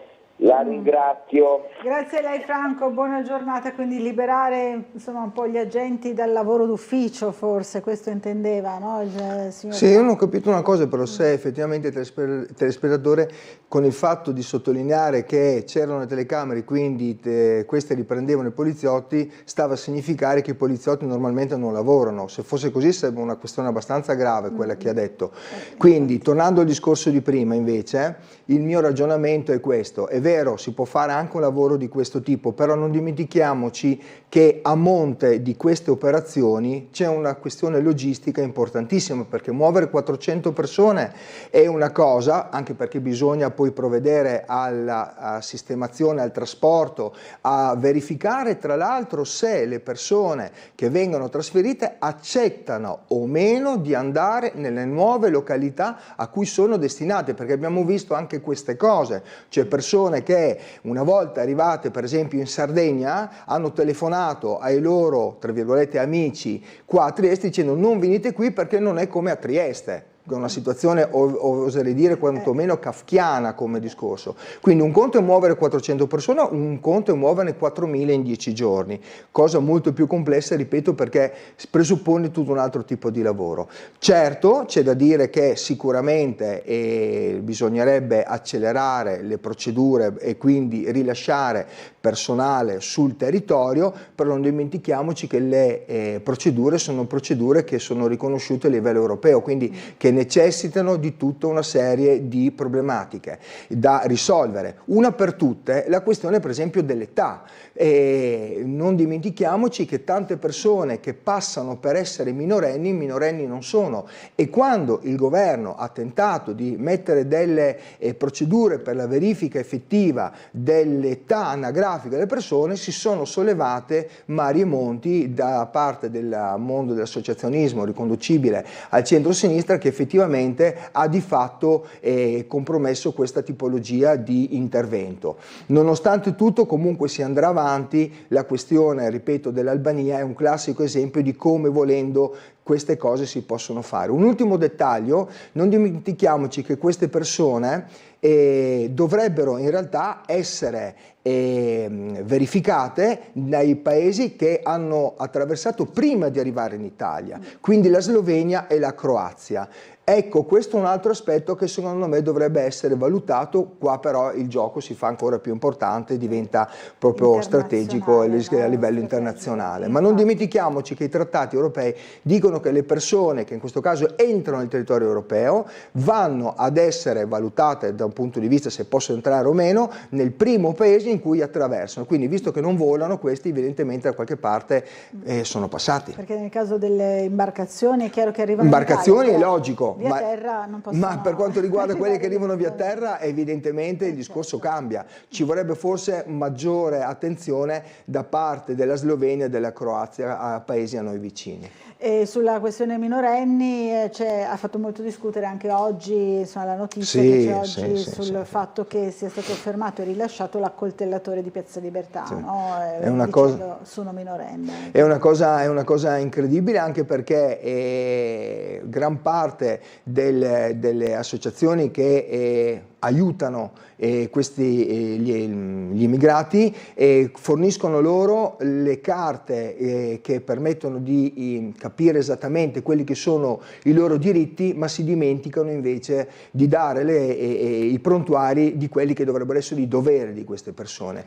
Spesso e volentieri ci troviamo di fronte comunque a persone che ormai conoscono a menadito i nostri codici e quindi ovviamente li aggirano, e bisognerebbe in questo caso sicuramente agire diversamente. Penso che una situazione come quella che è accaduta in questi giorni la dica lunga, che i tempi sono maturi per un ulteriore, diciamo così, un ulteriore inasprimento delle pene anche nei confronti, diciamo, di persone che oggettivamente sono giovani. Questo non toglie, perché accoltellare una persona significa che dentro di te hai già qualche cosa che effettivamente diciamo non va bene. Ecco, tutto qua. Allora, una telefonata, buongiorno. Dottoressa, buongiorno, sono Vladi, buongiorno. Vladi, buongiorno a lei. Bene, sto seguendo quindi con molta attenzione il discorso, per cui sappiamo che, cioè, diciamo con una certa malizia, la Slovenia e la Croazia dicono di stare attenti, che tuteleranno, che guarderanno, eccetera. In verità sanno perfettamente che non si fermeranno né in Slovenia né in Croazia e dicono: beh, ma questi dove vanno? Vanno in Italia. Ma chiudi un occhio anche tutti e due e falli passare, che tanto qua non si fermano. Sulla carta ci dicono: noi guardiamo, controlliamo, facciamo. In verità questo non accade, e questo non accade nemmeno in Europa, quando l'Europa ci condanna perché non agiamo secondo loro con i dovuti canoni. Non chiamiamoli migranti, perché un migrante può essere un rom. Il migrante è uno che migra di continuo, non chi si ferma a stanziare. Quindi sono immigrati, naturalmente irregolari, perché purtroppo questo è. Non possiamo neanche dire aumentiamo le forze d'ordine, aumentiamo carabinieri e polizia, quindi diventiamo uno stato di polizia, perché se ogni 10 o 20 immigrati che arrivano dobbiamo prendere 1 o 2 poliziotti, allora avremo una Trieste o un'Italia fatta a metà da immigrati e a metà da poliziotti. Esatto. Quindi il fenomeno va fermato all'origine. Di tutto questo bisognerà discutere con vera serietà con le nostre nazioni confinanti. Mi permetto in questo di fare un inciso per quello che riguarda ieri la festa della mamma. Sì. Non ho visto nessun accenno alla gentile signora Catherine, della mamma del Bosco, separata dai suoi figli dalle cosiddette assistenti sociali. Per cui mi piacerebbe che qualcuno prendesse parola in merito e si prendesse a cuore la situazione di quella famiglia, che andrebbe aiutata e non divisa. Quella famiglia andrebbe aiutata in tutti i modi e non divisa. Però ho avuto un'esperienza personale molti anni fa per quello che riguarda gli assistenti sociali, non mia direttamente, ma ero presente, sapevo C'era una grande conflittualità tra coniugi, per cui ho sentito con le mie orecchie dire: beh, ma vista la grande conflittualità che c'è, non vada a cercare i suoi figli, lasci stare, vedrà, quando avranno 20 anni, vedrà che bel rapporto che lei riuscirà a costruire con loro. Se questo non spiega le cose, beh allora, buona giornata a tutti, grazie per l'attenzione. Grazie, buona giornata. Allora, diversi temi, no? A cominciare dal fenomeno migratorio, dall'atteggiamento, dicevamo prima, di Slovenia e Croazia, che sono comunque paesi dell'Unione Europea, quindi dovrebbero controllare, ma secondo il signore lasciano un po' correre, no? Chiudono un occhio. È un quello che abbiamo detto prima, prendo questo inciso appunto sul fatto che gran parte del fenomeno migratorio che abbiamo noi qui direttamente è riconducibile al passaggio appunto di queste persone su territori che sono a noi vicini, quindi è ovvio che in questo caso sia da verificare la responsabilità dei paesi confinanti. E a proposito anche delle forze di polizia, del fatto dello stato di polizia eccetera, è vero, ha detto una cosa giustissima, non si può pensare di avere 2 persone, 2 poliziotti per ogni 10 migranti che arrivano. Lo stato di polizia sarebbe reale e sicuramente non è quello che noi vogliamo. Una questione di tipo culturale sicuramente. In questo caso la questione della famiglia nel bosco, di cui ha toccato così brevemente la questione, apre un inciso importantissimo su quello che è il mondo dell'educazione, degli educatori e degli assistenti sociali, che si trovano, vista la situazione, in un bailam diciamo di tipo lavorativo, di tipo burocratico, dal punto di vista legale, estremamente importante. Quindi io non conosco nella fattispecie, nello specifico, questa questione, e per esperienza diretta so che bisogna andare a leggere le carte in maniera molto precisa prima di poter dare effettivamente un giudizio sulla questione. Una cosa però la vorrei dire, ed è questa, e questo è un appello che rivolgo a tutti i telespettatori. Noi come circoscrizioni siamo presenti sul territorio e quindi quando qualcuno dovesse verificare delle situazioni anomale, contattateci, noi siamo a disposizione sempre, nel senso che o attraverso i consigli circoscrizionali che si riuniscono 1 o 2 volte alla settimana, come accade nella nostra circoscrizione, o attraverso le mail eccetera. Comunque noi siamo un anello di collegamento tra il cittadino e le istituzioni pubbliche, quindi qualsiasi cosa voi effettivamente vediate, siate diciamo così in una situazione magari anche di potenziale, non dico pericolo, però insomma di dubbio, contattateci, noi siamo a disposizione, perciò non sfruttate questa possibilità che esiste e che è reale, ripeto, un anello di congiunzione. A tal proposito volevo dire anche che noi come Fratelli d'Italia siamo presenti costantemente con gli sportelli del cittadino, adesso lo saremo fino alla prima settimana di giugno, ogni sabato dalle 10 alle 12, la prossima riunione, che è il prossimo sportello verrà fatto nella 7ª circoscrizione, quindi c'è questa possibilità di poter interloquire. Non possiamo fare i miracoli, però vi posso assicurare, e questo voglio dirlo a scausa equivoci da parte di tutti i consiglieri del centrodestra che lavorano contemporaneamente, su questi temi siamo molto sensibili e quindi troverete se non altro la possibilità di poter anche semplicemente sfogare le vostre situazioni, quindi contattateci senza dubbio, senza problemi. Allora, la matita geniale e simpatica di Marco Englaro ci regala un'altra vignetta, ma come fa a entrare in Italia senza passare per Croazia e Slovenia, ma svolando i famosi migratori. Grazie a Grazie, questa è carina. Quello di cui stavamo parlando, naturalmente in chiave umoristica. Allora, una telefonata, buongiorno, chi è in linea con noi? Buongiorno Franco. Allora, Franco, una risposta a Franco di Udine Nord e Sud-Est. Sì. E allora mandiamo le Sturmtruppen, va bene? Mandiamo le Sturmtruppen, va bene. Allora, la parte che volevo dire è che un governo, o chi lo governa, o chi ha responsabilità politica, deve avere anche il senso della decisione delle cose. Allora, quel che mi preoccupa è che il primo problema Il problema è che noi abbiamo già della prima, seconda generazione di persone che non sono italiane, e queste sono quelle che portano naturalmente, non a Trieste, ma posso anche dire che ho tanti amici in giro per l'Italia, faccio esempio Firenze, faccio esempio Padova, altre stazioni, che sinceramente non va neanche più in città. Anzi, se poi si sposta fuori dalla città perché è invivibile. E dunque noi abbiamo dalla prima alla seconda generazione che venne presente, ma sicuramente bisogna guardare anche il futuro, che generazioni gli avremo nel prossimo futuro.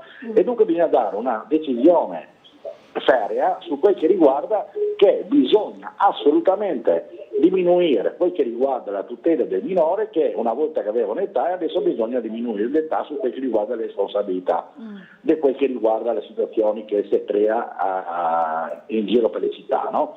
E perché qua non è il fatto della delinquenza, è un passo più in là, perché questi giovani non hanno neanche più il senso di questo del valore della vita. Per dare una cortellata sta un secondo e mi pensa che queste delle conseguenze dopo. Questi sguardi già delinquenti a una certa età, che è un'età che a mio avviso, quando ero giovane, scusami la parola, erano delle bobe, ma non siamo mai arrivati a questo. Se dai il pugno in faccia, dopo un minuto si rideva, si giocava a mora.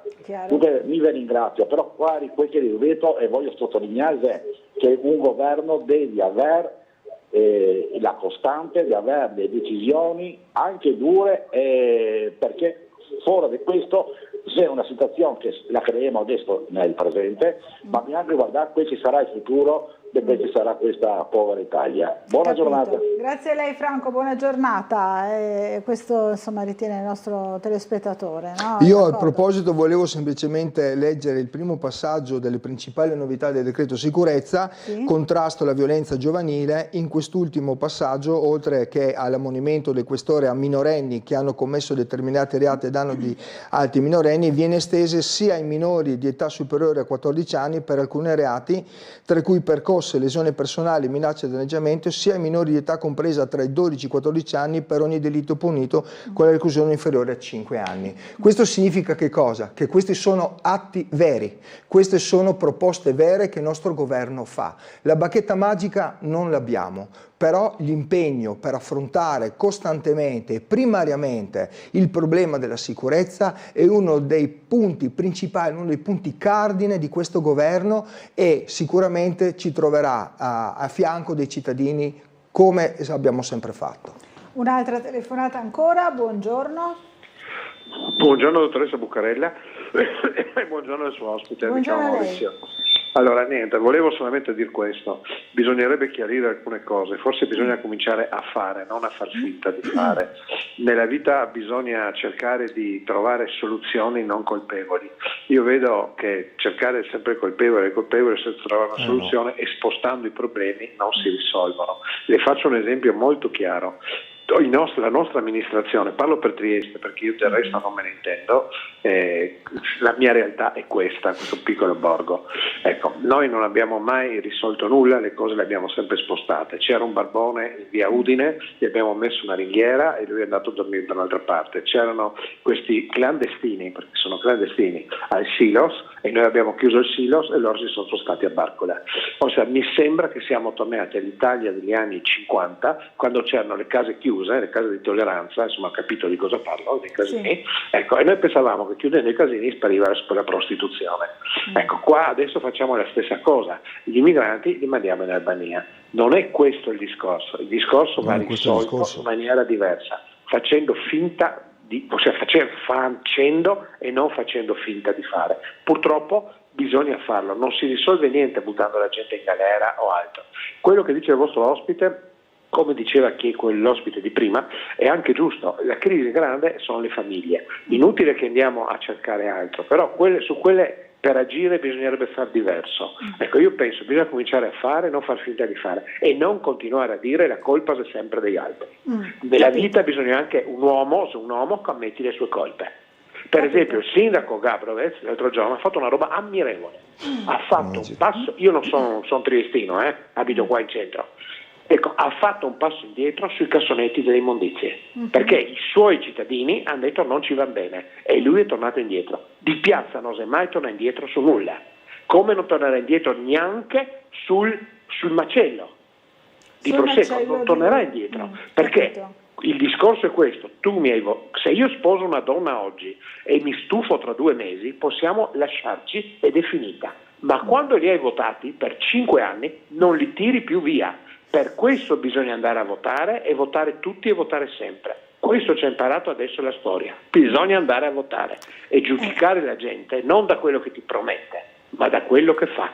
Grazie. Grazie Maurizio, grazie e buona giornata. Allora, è un po'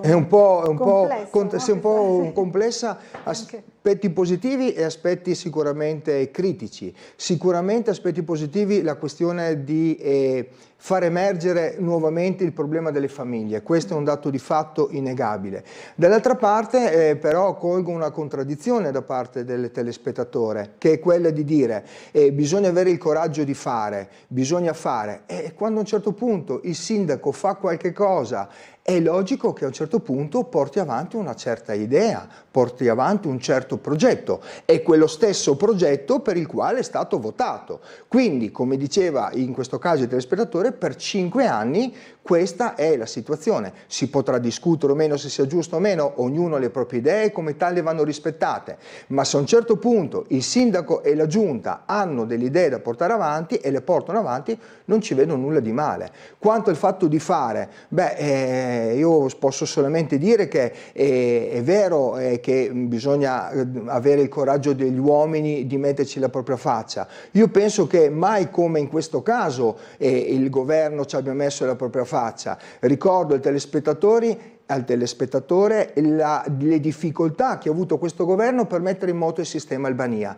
Non è una soluzione, è una delle soluzioni, non è l'unica soluzione, ma sicuramente un segnale che è talmente forte ed è talmente corretto che è stato ripreso anche da altri paesi europei che stanno meditando di arrivare a situazioni analoghe a queste. Quindi il fatto del fare, mi dispiace ma lo rigetto, noi le cose le facciamo, con difficoltà ma le facciamo.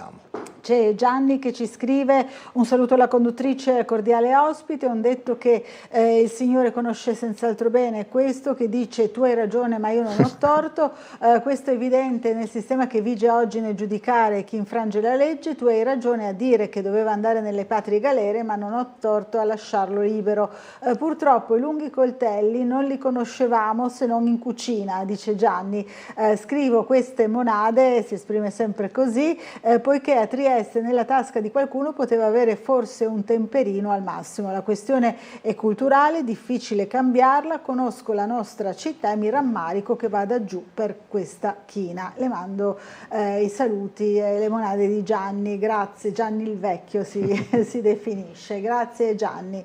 Mi sembra insomma una preoccupazione. Una preoccupazione legittima, una preoccupazione che abbiamo tutti, io stesso effettivamente mi ritrovo ad essere preoccupato perché chiaramente vedere la direzione che la società sta prendendo non è una questione legato al singolo fatto, è una questione proprio di società che effettivamente sta preoccupando e ripeto ci vorrebbe un cambio di paradigma soprattutto per quanto riguarda i sistemi educativi e in questo metto dentro anche il mondo della scuola che secondo me anch'esso ha delle responsabilità ben precise.